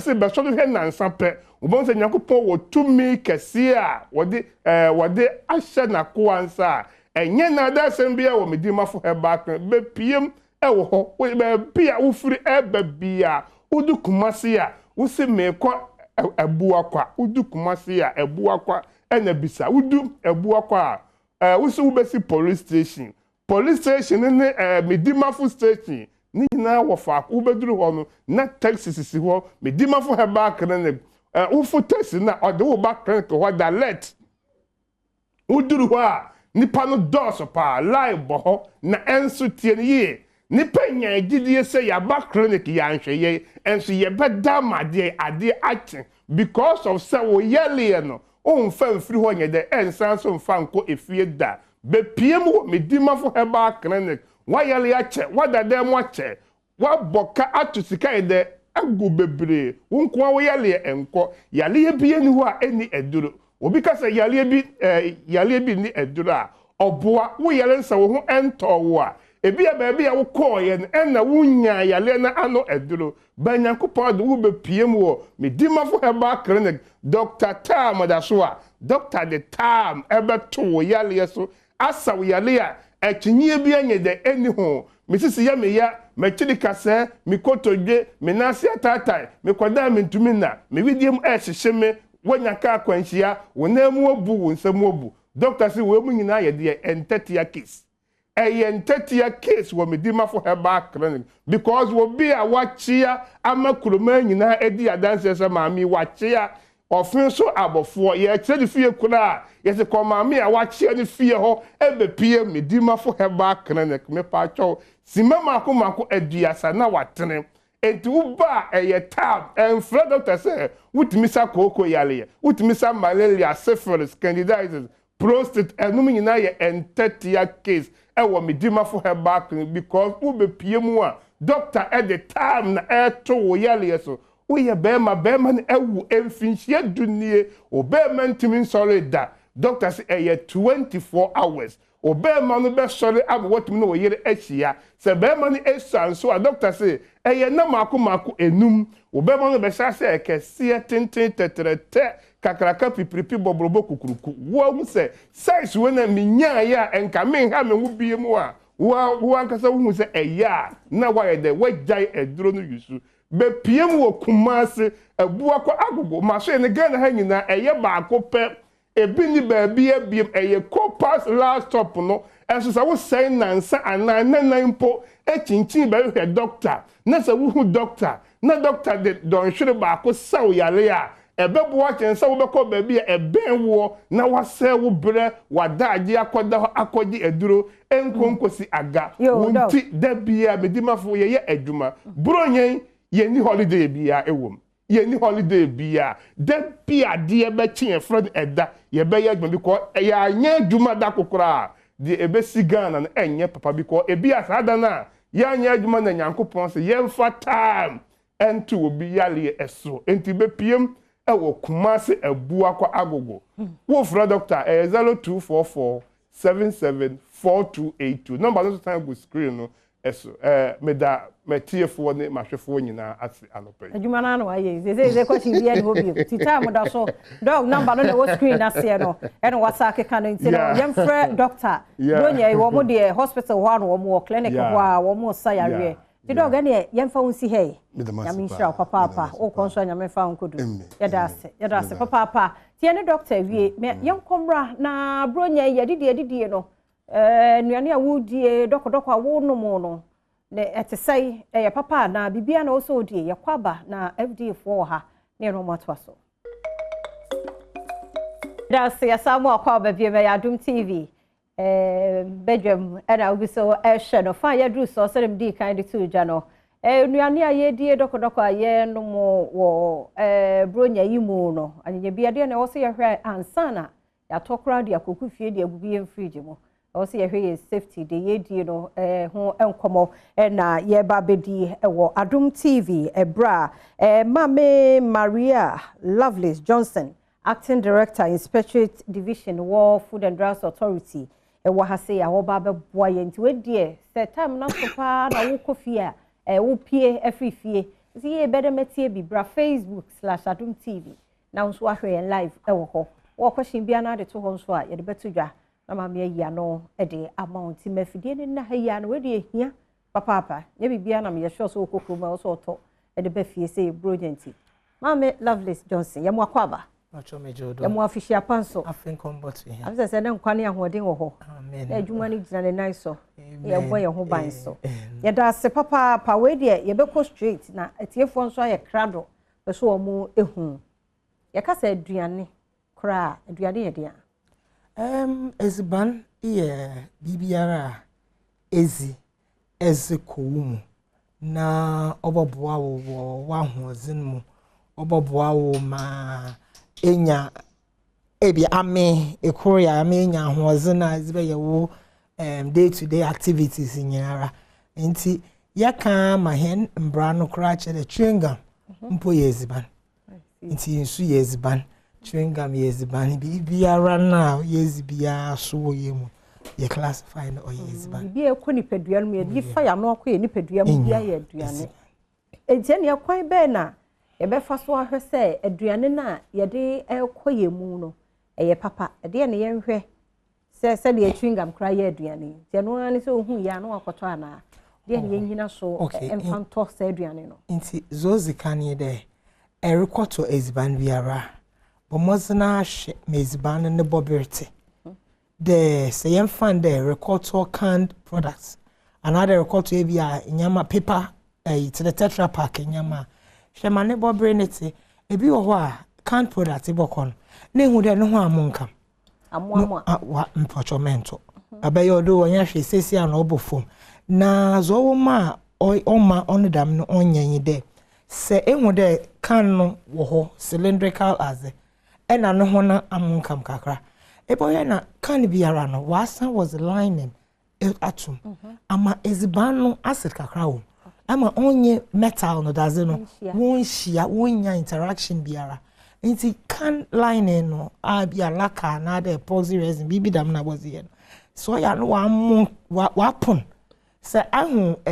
ebia enamel bowls na za efie we use na za ihwede ya bibi pona bo da daze na nkasa no hweyi nti dam daze no hweyi na says banna owo na acid kakra wo bonya da mankita wuzina onye nti hu de wa mu nkama me enkoto because enyim oye ne aboano na rehye nti enyim de bokọ no na wa ye dam na oye dam ma na ezre kwa akoma nyipa na ekoto wo no ho ana nti twa no pa no yi de mento esa de wo kire ne se ekoto ade kan mu konkomu de na mo a no matter what say see ade bo ho kra mento because na another thing so in there ne soro no say wa mun kampo kono soro enwu de kan ne hundam na ne soro no eyi katado was lock no wa lock na nti so mbon kam no wa ma frama enya kwan akom ni yim de microorganisms ana germs wo baby ya nti se kan wa ye ne de ma mframa biara nkom airtight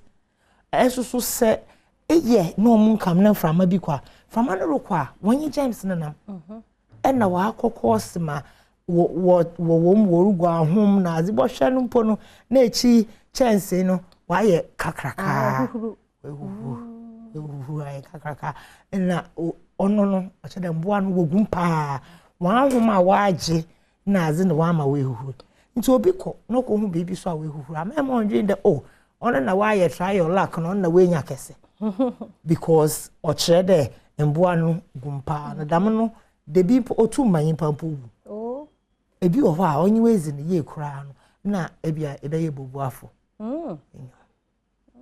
nti eya na oyazo ye de ye hwe ne ye obi beka de buy one get one free sisi a promotions aba nkofu bebre wonyama we ntuma anton no we hu de bronya reba nti manana wore ye de obi abotu ezibanezi bronya ze oyeziban time nti won so we won promotions eko ne hu de buy one get one free na say bloated can over mento a Sunday so yarba echi so dan buy one get one free na buy two get one free na yama na okodo no so on cheddar oil bon but zo wo ho ye de se obire ya awa eruto no bisa wo ho asam de obi anyim de obi anto na akoko beer kwa that's the layer yeto kuko yeto broilers na yeto what on layer no che layer and wa babrewa into room 2 on 2 nchefo anti bisa wo hu de damazi a worry ye ebaza na afa label na hwe ehu de bia wa kan 10 days emma best before na so wa kan 1 month emma best before na so enti awara bisa hu de samoto a ebia milk na moto menyi mebusuafo ye no one thing a day na sazon wa ka 1 month a che de ye no be 30 enti man ko nkoto be 30 no na won san ma another 30 so do anti na nto be 15 and it's what are your assessments why da mapokwa koto da min rain na egugugu fie kwa nto biara nti o so beto agu na so akodi na chi wa ye ne oidezi because aboka wato nti ye hu na fofo dam no so ne ye hwe na ye calculation bi de bia okay ebia e bottom milk ne bebre na za ye obi bi ebia ze o pancake bi na ye za hu de men ton dam keke na mfa nkogu then hampers hampers so obia re ye worry ye water obi wo ho ebia we hu de na azan wa ka be 3 days wa ka be 1 week no as be hamper because ono na eremba na mba mbo hwe de the best before date here because every time kale mami you ana papa you hampers na me hwe individual products nti awon na wore be nya hampers nyinara no wodofo bi bro hamper dofo na ozere bro no no zinu onyim mpo de azo wom no wa ka be 4 days wa ka be 5 days nti 5 ekru biara hweniye ansana easy hwe na hye unda ebia yi a eda hye wo kitchen cabinet a yesanso ye obi bia friend first to expire first out ere hye no hye such that za emude wa ka be 3 days on chairman or best before date boso for no senyim na zo be chair no onko echi onye de ma wo abo he na wonyama ne nyina mpo wa expire na echi wa ye temptation ama de da mama minze eni ebedi ayare obotu eguzi ebedi ayare nti yesterday obia promotions aba obia mbomozna nhwe na onye zo sefata na enkofa yarba bi ma na bronya ye reason de don mum na akofa yarba bi ama wo ho echi so best before dates no ye hwe ni erekoto a rekọ baby akọ na hwe ni ya asemo eno na wo kan se e bebe akoso but even before you bedru sa process buy one get one free and then your first time yeah promotion at akoso ko do end of year so FD then na ya mo ye even before ye bedru honom ye bedru buy one get two free and I say you know so be ya because sometimes ahokyere no ni ade ntina ono afi na okohwede aboni and ebim so ye jani ebim wo ho so but auntie eno sa every year ye hu de asam no ma otenye no last year ye nyama tutu akwem enti this year sasha onto them enka no no ya za ya yinde first no obi tukwan kwa abrochi okwa and abrochi fo so won so aka won be 3 months so ya won so ye buy one get one free no obi ofi ebia Ghana no wako to ni nyinara ozaba do no so button because what do orba no ze ship no ze nyama negu ship na bezi be 6 weeks to 2 months inti azna waka be 4 months no ono na obodu na waka be 2 months na bro nya rebodu eno ono so ozene don't come me no wa tutu amankofo nyina onfe good warehouse mpo ozimankofo nyina eti ya hwe na yesa apazinti na yenya dam nyame nti Food and Drugs Authority Chief Executive Pomozina Azembra tukwemu de says bibiara reba Ghana ha say 2/3 of its shelf life intact yempen. Okay. 2/3 of its shelf life into 1 year shelf life. I'm found way in January 1st now obe the best before the 31st December. Okay. Say as reba after April yempen mombakro. Because it is 12 months. That's a 4 months na pa yempen. E bottom zaba Fabra by April. May dra yempen. Nti yes on no share hono. Ya ma yenya dam nra bebre no mba ha. Okay. Woko se so nra na was aba ha. Obodu ha na don komi don. If any is na ba tete semi. Oye dem na oye de yer papa form na pipe no or pipe no rugu na yer papa form na yer nti se ya atu pipe no. Then into se bo sha.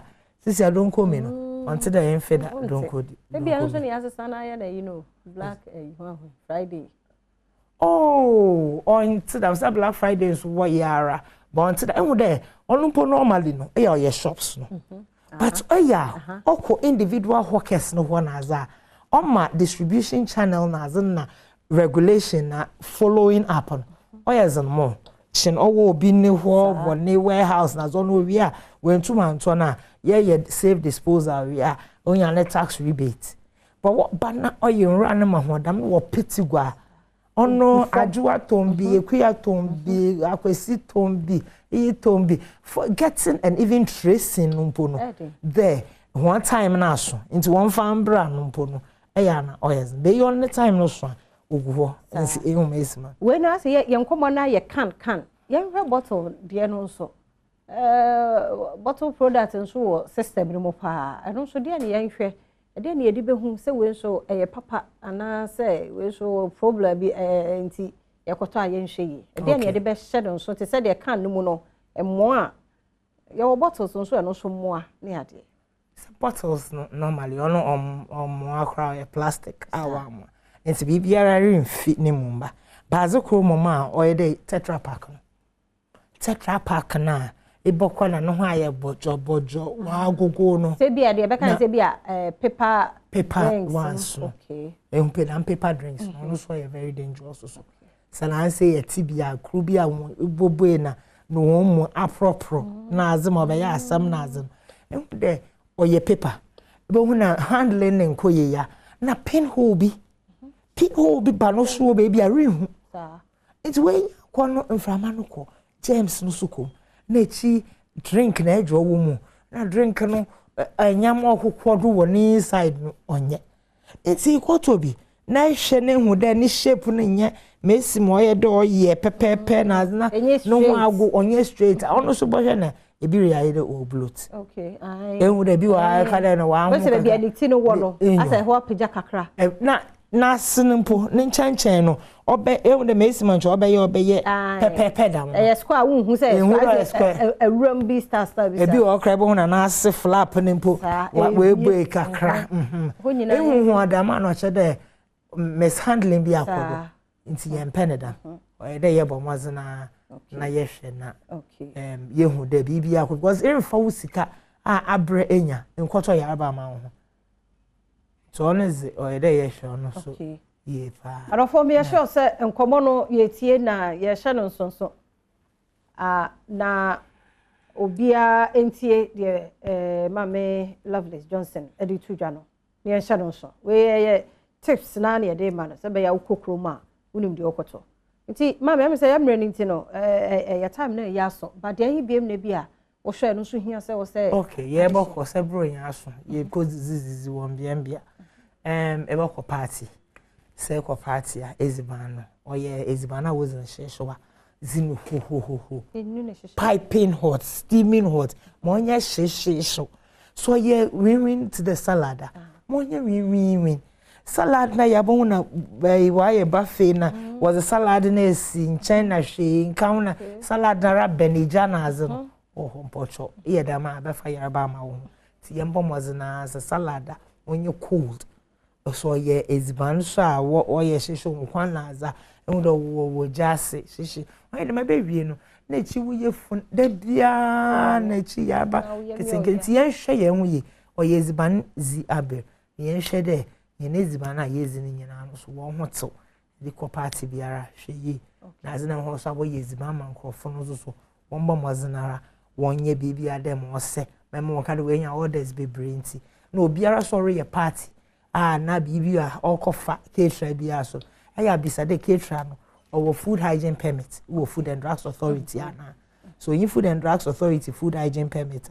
men fan okay Sunday ezonkofo hu nkwa na eziriza agwo okay yada se papa no penso afutu a wo de amaye ne nkyekira de amaye egidi ye se de mo hya ase de denti no yenso ye beto so se de ne donko mini yantene kese ha go mato pipe no mo soro ho yada mo ase papa enti ye Madam Maria Loveless Johnson and then so you know the enkomo free FDA acting director inspectorate division FDA and then so you need the enkomo no yenhua de se wanya bi anhwakura wo de okoye Facebook ho no ma wo de hanko akokotwa ne tie niema no de wo so wuhu se ye ana senye ebeboa ye mpa ha na brema kwan na afise mo nkomo no me de asie me de afia amankwa tamaklo wo ba kofia mpedu Priscilla Anaman dache hene jata osofi Israel and PRO and Dennis a sound no ya de si ha me ko o man hene kwabna sante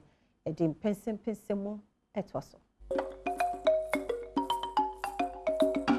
Well, yeah, back yeah, damu ina masi yeah, try come on so and say yeah, cow say yeah, Kel Chaco toothpaste one other man as come away yetimi e de abro yeah, Kel Chaco toothpaste diana yeah, chiro say enkwada ne mpanyimfo nyina no obia wo ne chefa wo jabidie ni body try akasi ani ne ya brobro na abefo kwa so ye kwada be me na de atwi asia utwa body tray na de bidie na wo no ayama fra na papa o sifita e ma o se echi na na wo de sonko na afi wanka so wo se nya me ni mekwe ni onum nka bia eba no kama utimi nya akukuduru enso sire oni pem ye won kwala ne mpanyimfo de nyina e wo no mtiche so is another quality product from Samara Company Limited tiche so won so na de sasu ebae na me na wasese wakoso a ojebre na ohwe bedwem on Adom TV multi TV so and the person member ya Attorney General Mameshe Daily Graphics you know all the papers this story okuje to black quiet and say ono di kan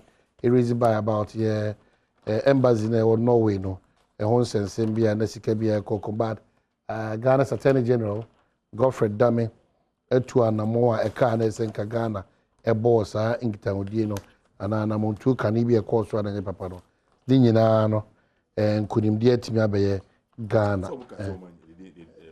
yeah and I'm going to kunimdie atimi abaye Ghana dia so I just really want to read okay it's a story pa it was a really story and ebe boy kana face kasemi krazo e want to say yeah so I think for government under the leadership of Attorney General Godfred Dame Musa Tusana that's why we say transparency always is key transparency umuda of fire uhun de oye biana is very very important very well. So it reads The Oslo District Court, presided over by the Justice Dagfinn Gronvik, has dismissed an action instituted by Messrs. Jongsbro AS, sellers of property identified by Ghana for use as chancery in Oslo, Norway in 2018. The court, after a trial, held that none of Ghana's representatives in the transaction, as well as Ghana's lawyer at that time of the transaction, had authority to conclude a binding agreement between Ghana and the sellers, and therefore Ghana will be acquitted of the lawsuit by Jongsbro AS. So if you continue, will be a cost. The court rather ordered lawyer Visley, who acted for Ghana and his insurance company, Trank Forscreen, to pay to Jongsbro the sum of 37,712,904 Norwegian kroner as compensation. So Ghana, your song is not part of Godfrey Dan, Attorney General, team, kudos to you. On this note, let me welcome, we'll be on here introduction, Member of Parliament. He's been part of this family for years. Once a lecturer and in academia, always in academia. He's an agriculturist. No, a biochemist. A biochemist, yes. And then he's a philanthropist and then a politician and into academia as well. Let's welcome Ebenezer Oklite Te Labi Lower Manya Krobo, Member of Parliament. I meet him with this unfortunate one.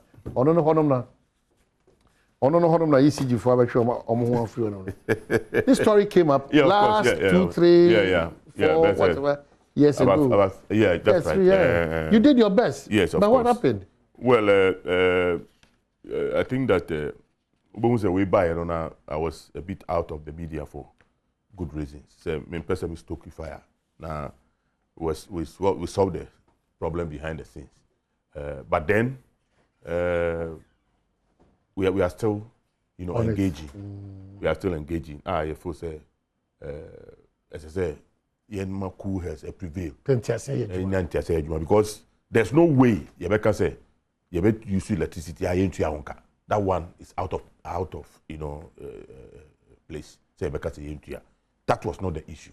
The issue was about the bill. Our community near day, and then me say ECG phones they are prepared. So we solve our problem. Okay. Now you're finding a way forward. Okay. Yeah. Besides that, I'm sure BBI okay. Yeah, me Adom BBI good. You are seeing reasonable growth or constituency. Well, it has not been that easy because you see, because if the government itself, it's not forthcoming with development, they better call Emma, and we are all suffering, the same disease. We are suffering. Are you suffering? Your constituents are suffering. Everybody is suffering. Okay. Everybody. Everybody. You will try see. I'll be breaking it down. His understanding and his definition for we are suffering. Everybody is suffering. Yakwama.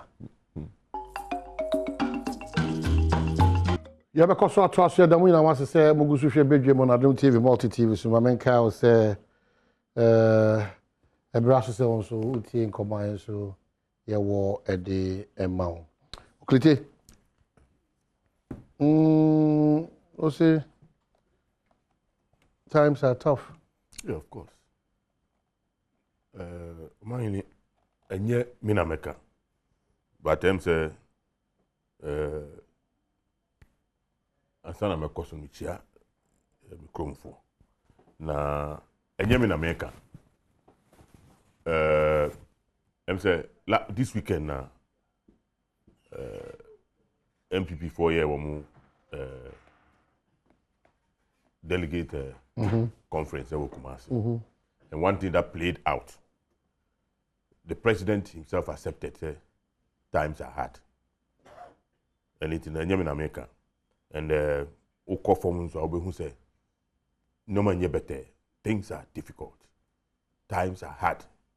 Now, and we here say Abai will take the people of Ghana serious.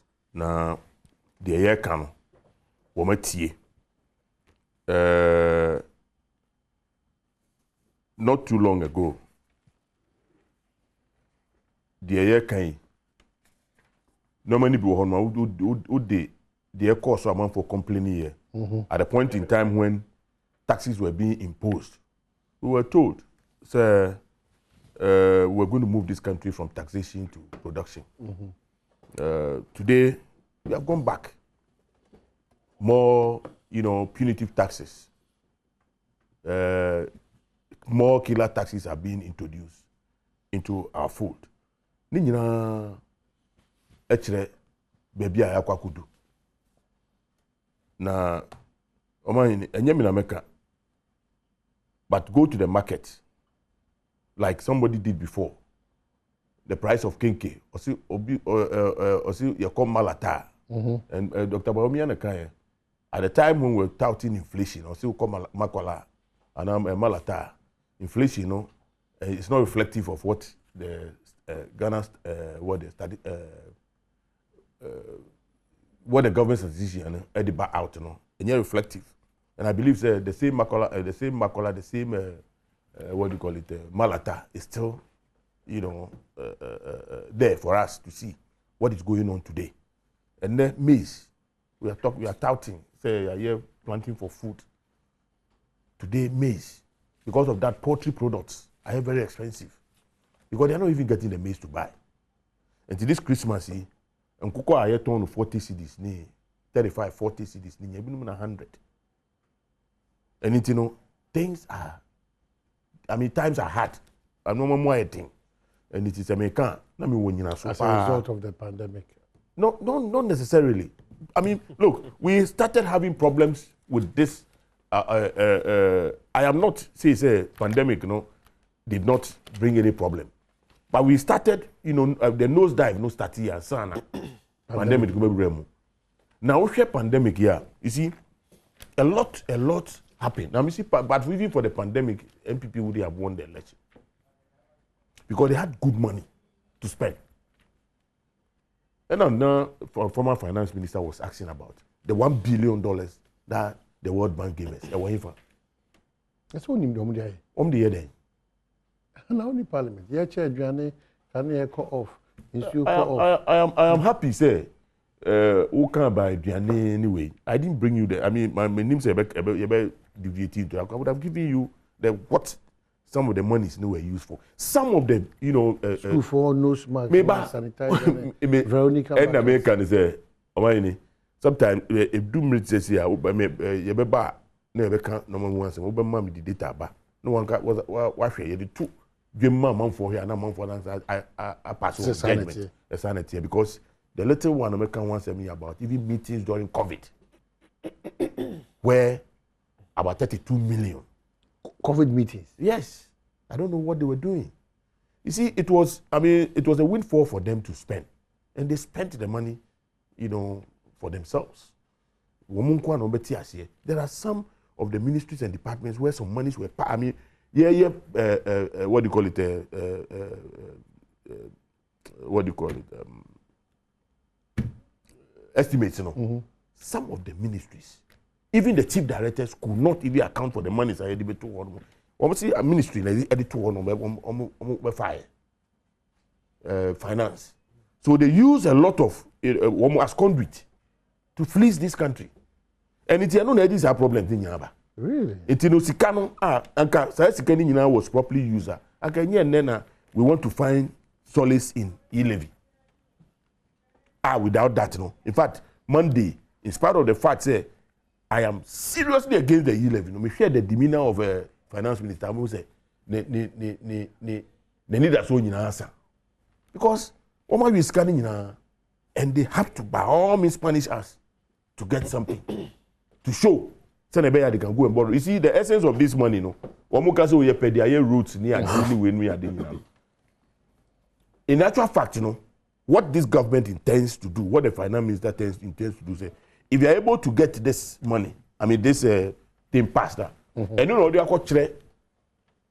development partners say, oh, we have a source, so we can borrow more. That is all. And yes, you can and yet they paying a bit media IBBO, but they would, based on this, on the back of this, go and borrow more. And that's what they want to do. And it's, you know, if the economy was okay, everything was okay, how come? Ghana, lockdown, how many days? How many days lockdown? 21 days lockdown. So if 21 days lockdown can throw a very resilient economy to this state there, then there's something wrong. And then I can say all was not well before the COVID setting. Okay, so Mami acknowledges a member of parliament for Old Tafo, and so Abeka is our echo Vicente for us. Abeka is our we are sure someone who said, "Ono shede na de ofia." Nti ono so aba any ebedinko. But before Bebemno, I want to understand the minority group in Parliament. What the can say? Why people? Oh, Mahini, your parliament said, you bet, the everything you can. As of what you want to be, even if they abide their ban because of the structure of our governance system, no. Even if abide the human concra, what do you mean? This is a minority in Rebecca. Yen Rebecca. Yen Rebecca. Because if you want a president go meeting, president cannot call me and or cannot sack me, and I cannot instigate my removal from the constituency. And it, you know, it sounds to understand, say, BBA cost my majority for NTB in Kasa. I mean, we give them that we say. So you are almost through with the budget. What is wrong with the e-levy? There's everything wrong with the e-levy. There's everything, and I'm happy say the echo. I listened to Ken Asigbe, doctor, yesterday, and also say this is a blessing in disguise. Because you see, there are a lot of unintended consequences if we allow this thing to go.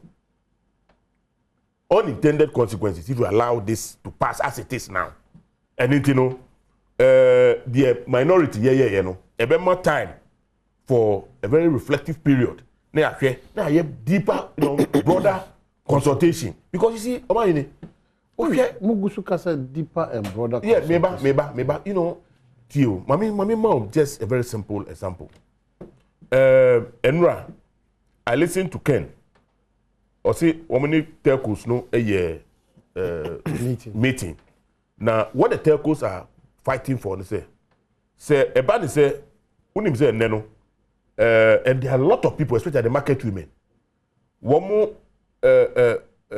bankable income, you know, what do you call it? Mobile money platforms. So, so. When we you know, business, you know, money, ni 500, ni 5,000, ni 10,000, be mobile money. Now, we have corporate entities that want to banks. When they do bank transactions near there. At a point in time, no, or say the finance minister said they were going to exempt corporate, you know, transactions like you know, mutual checks, mutual checks, akutia amount for car. Ebia bank I try the any fino. Near the same bank now, staff no more. And between banks, no, if all things be equal, no. Yeah, levy, no. However, market woman now no the 300,000 would it in toast nika or 30 man or transfer in the sikana. You have to know 1.7 no. And it, you know, I said there's inequity be about system no because there's discrimination. One more use mobile money platform no. Because you cannot describe him or her as operating a corporate entity, or no the okutia. But one more bank transaction, huge ones, no. So they say one more you know, they will have to. So as it stands now, the minority is against. Against. I mean, we total zero tolerance. Yes, because we believe there are other ways of making money. Are you providing alternatives? And I'm more yeah, we have. And I'm more resisting. No, what we are saying is that go and take the Auditor General's report. National infractions, we are saying that this government promised protecting the public purse, and you know we expect say at least on the minimum whatever infractions I caused before 2016, it will be less. And now it will be absent. In their case, but today, it is worse. Share infractions I have banned. Some of them will tell you, say, oh, infraction doesn't mean the money that have been stolen. But misappropriation and all those things, they don't count. So, who misappropriates it will not be available for use. Or it is intended purpose. And you know, count. We expect this government will do better. Because you see, other countries, if indeed we believe say COVID idea and then no cause some problems then what about the individuals no? We individuals now more say because of COVID, poultry farmer bread, the market woman bread. It's the little dread trader what they got to idea or 30 man or they got to idea on the vrungo no. What say or transfer sika koma ni clients honoma the tax there. Are you being fair? Okay, let's have about so I work on V centers for Akwaba. Senior, thank you for your time also. Now, I don't know whether I should join the voices that say, Mama, management of the country, I hear come see, come say, I say, then Libya calculating your massa. What's happening in Parliament? Well, Senior, I'm in chair of you, and I'm in chair. My former lecturer. Okay. Oh, wow. Wow. You saw us grow. At every point in time, we drew Parliament now. Mrebem one, Mashadana, Jamakoche Senior. And you better not say, or some of the things on also Yamaya when we were in Kane West. Also, now, Kase, there seemed to be a nose diving before COVID neighbor. What try now correct because COVID impact but it was not budget. But I'll tell you why. OSHA before 2020, it is only numbers and also economic statistics. And a bit me settle meaning absolutely. That is the only thing. Because we're in 2016. Senior, His Excellency John Dramani Mahama now by Ebe Free Sono. Say, oh, Malata, and now Makola. Na say, Uhia Bosian Kakra. Now they acquire what you ma. Say, the Mokan Potokasem lending rate was about 32%. And it's a Bosian 100,000 Ghana cedis. Within a year, you were expected to pay 32,000 Ghana cedis on it. Now, before COVID 2020, the lending rate, senior, was 21%. What it means, ni say, sa oban one or na sa mamen one, or 100,000. The lending rate will be to 21%, and will be to 21,000 instead of 32,000. No difference, Kakao. Absolutely.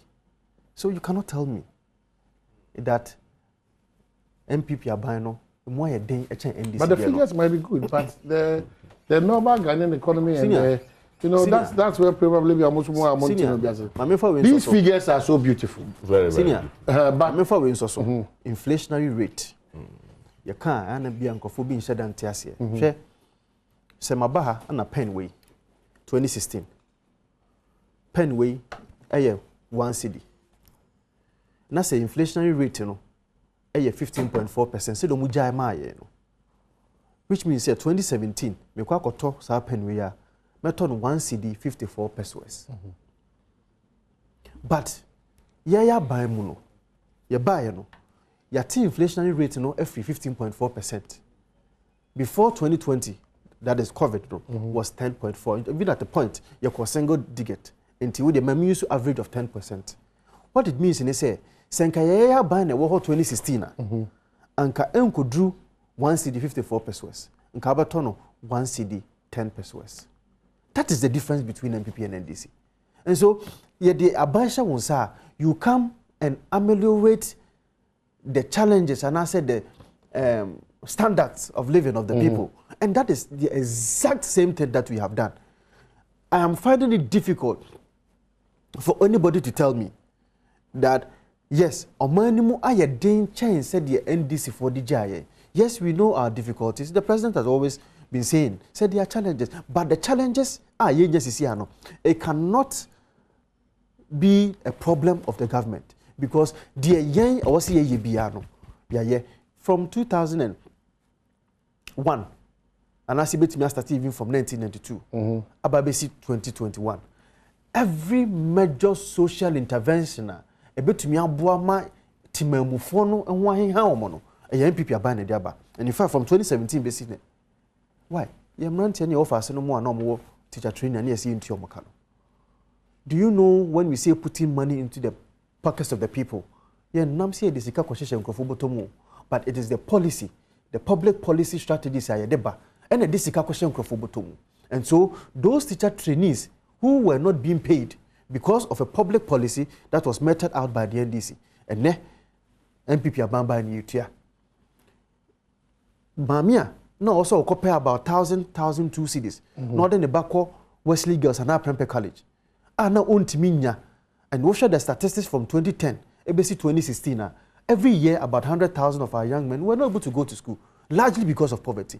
And ne, San Crofono, omutimi ko school ni bi because aban disika she maami ana papa de botom by paying for their fees. Nursing training allowance, same thing. And in fact, share COVID by before COVID, the 2019 budget, within the year, the tax relief that we gave, the 30% corporate income tax relief that we gave to some businesses, to say hotels, restaurants, educational facilities and all that, to be able to help them, because at the time, COVID was having some amount of impact on businesses. Government has put in place all these strategies to help. And if they are still difficult, which we acknowledge, that there are difficulties. That is not the problem of the government. Because yes, they also abiding yebia and senior menu parliament. Everything that we are doing and everything that we intended doing and everything also yebiano, we have done through our budgetary allocations to give back to society. So that be able to improve or more living standard. And so it cannot be the case. And I reject it totally. It cannot be the case. Say aban way by, ya ye aman no memo ye den amatimemu for because of our public policy strategies, and I say normal idea to kwemu no ama emo ede dabi the trend say sankanya MPP aban po de baya anka senior nke mo ye den e chen say de yenyen. And so we agree that yes ekrumo ye den ama Ghana for, but everything I was here and we are humble enough to accept that indeed there is some amount of difficulties. What issues with protecting the public purse? Well, every government since 1992 has had an issue protecting the public purse. And in fact, inclusive is this your administration? Every government. You cannot single any government out. But how well must you managing it? Absolutely. It's not just about the special prosecutor or office of accountability. Well, senior, Oka says it's not just about the special prosecutor. I agree. But it's not just about the offices you set up. It's about demonstrating that at the end of the year, when you are bracing obey but senior, because no more crowd what do you mean? And what do you mean? No more buy per to Ghana for some say get us send for adukoye. Na Ghana for it is castle so accommodate. But you ask yourself, moving from taxation to production. You ask yourself these questions. These are the measurements yes, on paper. And I keep saying, just like you're saying here, we are working away inflation, interest rate, on paper. Now, if you check from the camera guy, you check from the sound guy, the type of economics that we do as a country and citizens is different from the IMF and the World Bank economics. And I know politicians, you are aware of this. That is why MPP people want the constituency in terms of infrastructure, whatever. Maybe we should not die yet. So I don't know whether more more the maso to form party the air cordia. I don't know. So protected public person. Information is very key. The more be information. That is why we have ensured the passage. We have ensured the passage of the right to information bill. Why? They were in government. What was the commitment? And I want to be also to appear, to be seen, and indeed out of good heart to deal with corruption. And that is what the MPP government and Nana Dankwa Akufo-Addo we have shown. It is not just about special prosecutor. The special prosecutor needs information.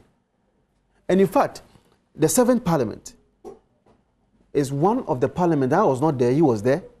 Is one of the parliament when it comes to the passage of instrument I be dealing with corruption. It is the 7th Parliament that have done most of it.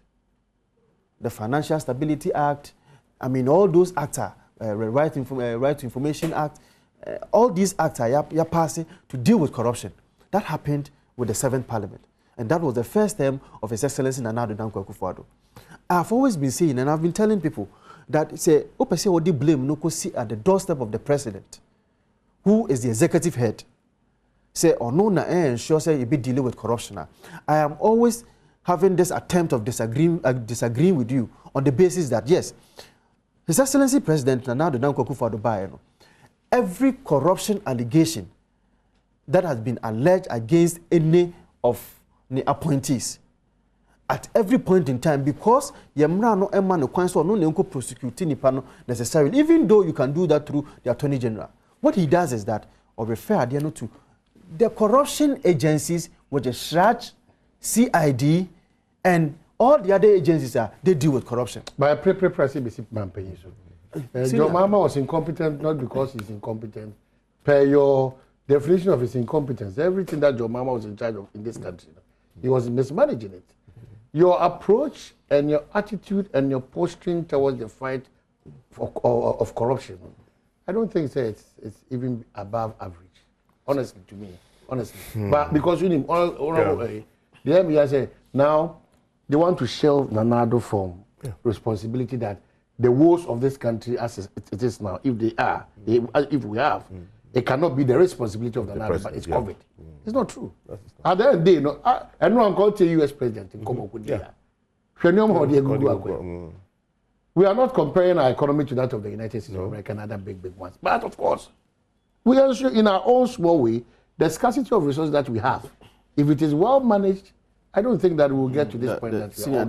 But it is difficult for me to agree, say, Nana Addo can be exonerated from the challenges that we're in. John Mama faced the doomsday crisis. Didn't he face the doomsday? It did. Did we assign that responsibility to blame game to ECG? Godfather, No. No, I'm not saying it's a doomsday. No, it cannot compare it. Never. No, doomsday cannot be compared. And no, do US, the economy of about 20 trillion has been crashed, and they are suffering to reignite. But in the midst of all the crash in the crown, where's the means be because Emma I agree, gas cost through. I agree, rent cost through. I agree. Normal as they used to be there. Yes. Everybody is trying to do a certain recovery. The American government is not introducing new taxes. They are rather giving them support. But senior, they are rather giving them support. We have cancelled toll levy. Hold on, I have sat here to tell you that we gave 30% corporate income tax relief to all businesses.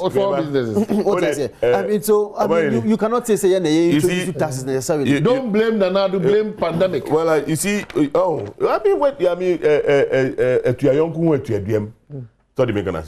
You know, I mean, we buy, doomsday buy. We had even problem with tie-in of our gas and oil, production side, production ethical from everything was blamed on John Mama.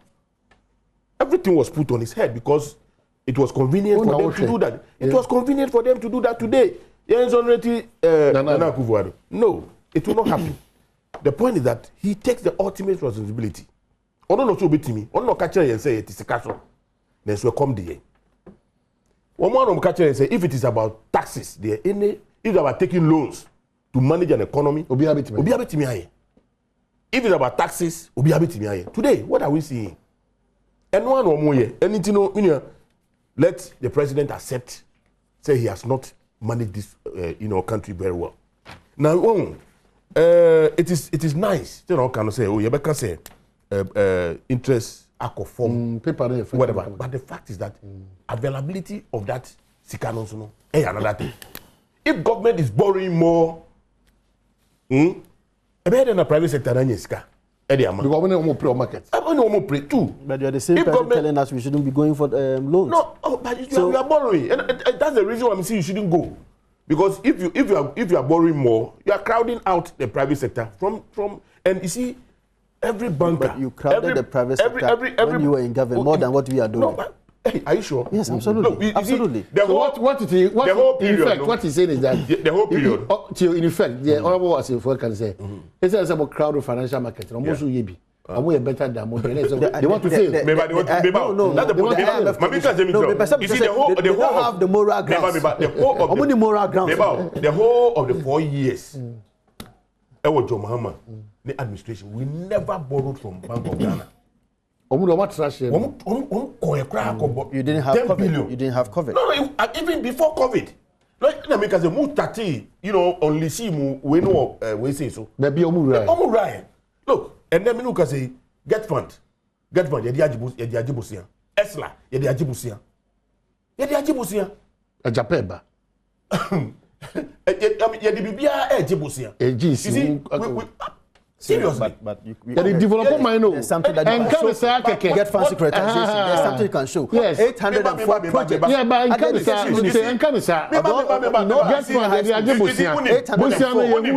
absolutely. Yeah. 804 projects. Oh, now would you get from listen to me. You know what is going on right now? No. Please, yeah. Media. Okay, the amount of money, time Ben you get from project Dimao that from January to this time Ben on it was last week we said on Scanoma. Why?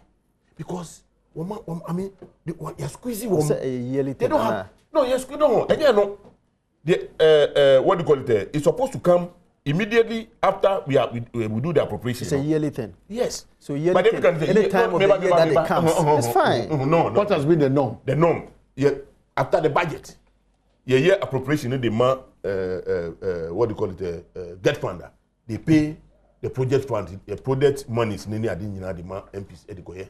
It never came this time up to last week. Right, because you squeeze you. Now the American is a million. You see, you can have all the numbers, but very very beautiful numbers, but the availability of the funds. All right. Hey, another thing. I was informing my boy now the next 10 minutes over there. And in 2022, you're ready. No.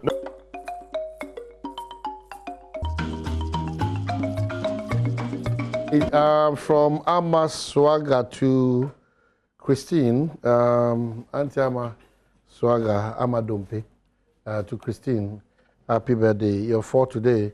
Oh. And this one says to my dad, Mr. Samuel Kwabnatevia, to my friend Uncle Samuel, new Takrade. If you about Lord Tavia, Adom FM correspondent. Okay, so we'll share that. So all the birthday message that come up, Papa. We're wrapping up in the next 7 minutes. Do it for 6 minutes. No, for one. On all power. Of course. On all power. No, but me wanna meet me a can. Oh, meet me a can. On all power, but change. Oh, there be. Oh, no, me can. How do you avoid the noise? Across our parliament, who loses us still. Senior, the last time I bahano. Me can same be. I think that if we had taken that position, Anka, you drew baby as a young man, those times you could see people like G.H. Mensah in Parliament debating. Fantastic communicator, fantastic debater. The way we conducted him, it will give you that edge and motivation. Sometimes I'll be adding a Latin maxims and quotations here and there. And so that is what we anticipated, and that is what we were seeing from afar. And so we felt the image of Parliament and integrity is very key, very important. And it's incumbent on both of us here. Actions and inactions. And then, let me free Joy, and I was listening to some of the commentaries from ordinary Ghanaian people. Very bad. And the kind of aspersions are more catchy near the Atomo DA MPs, Senior, my kind of cratcho, as I sit here, I feel ashamed to be a member of Parliament. My friend was a member of Parliament. But if we can cure this, it depends on us. Most importantly, the buck will have to stop with leadership. And if I say leadership, I mean the leader of Parliament, who is Right Honorable Speaker Alban Badwam. I am saying this because all this could have been averted if he had shown that leadership. Because to me, I have not seen that leadership in Urban Baben. That is to me. I'm sorry, but if he has shown the leadership also in Chenwa, and can you do pursue about Bidri? Because we're in Parliament. After 3 o'clock, I went back to Parliament, to my office. And when I went, I saw Speaker Motorcade and the cars and everything there. So I asked myself, why was he not in the chamber? Why was he not in the chamber? On temple. But you are in the office. Doctors maybe attended to you. No, you're coming to that you should sit in your office, not home. And so I am finding it difficult to understand why Speaker of Parliament did not come to the chamber, especially when we knew that they are taking out the levy, out of the main appropriation bill, which means that there was a clear indication of its importance that the NDC minority has already indicated here, or they are going to subject, even through all the amendments, they are going to subject it to a bill, voting. So why do you take any step that will attempt to deny your first deputy speaker and second deputy speaker of parliament, who is first and foremost a member of parliament? Any step, another attempt to be able to deny them, you are denying the people of Bekwai and Fomna their representative position. And so, whilst we members of parliament, our acts, inactions, our conducts on the floor of parliament should be honorable enough, not dishonorable as we have been seeing, especially on Monday evening.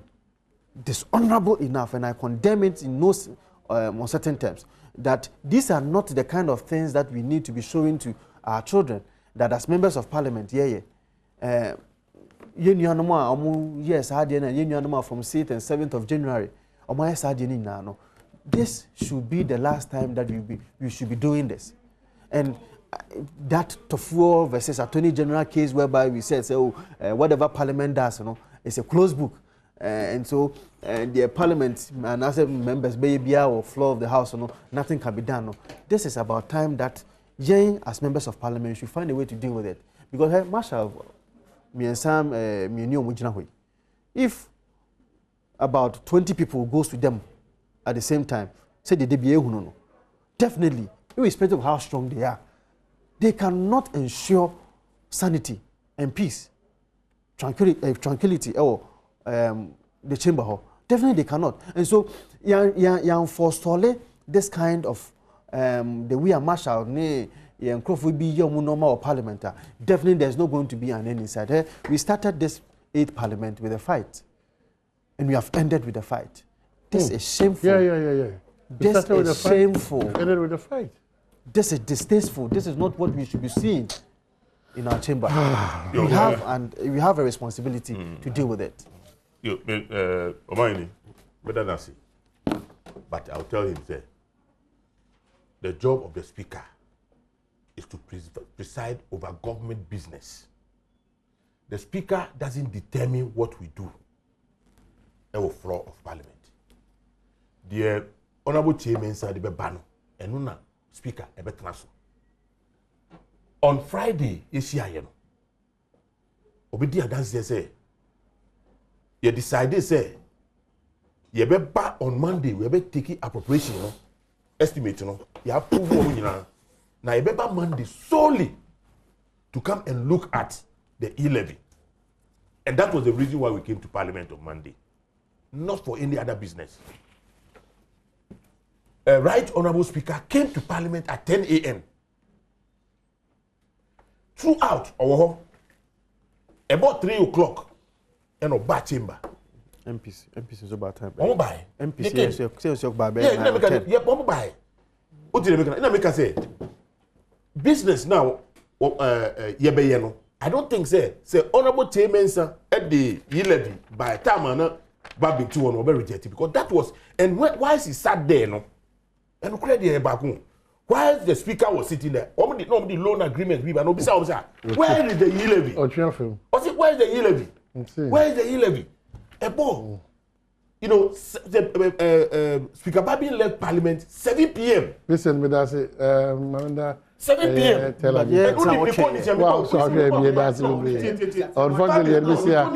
Thank you so much.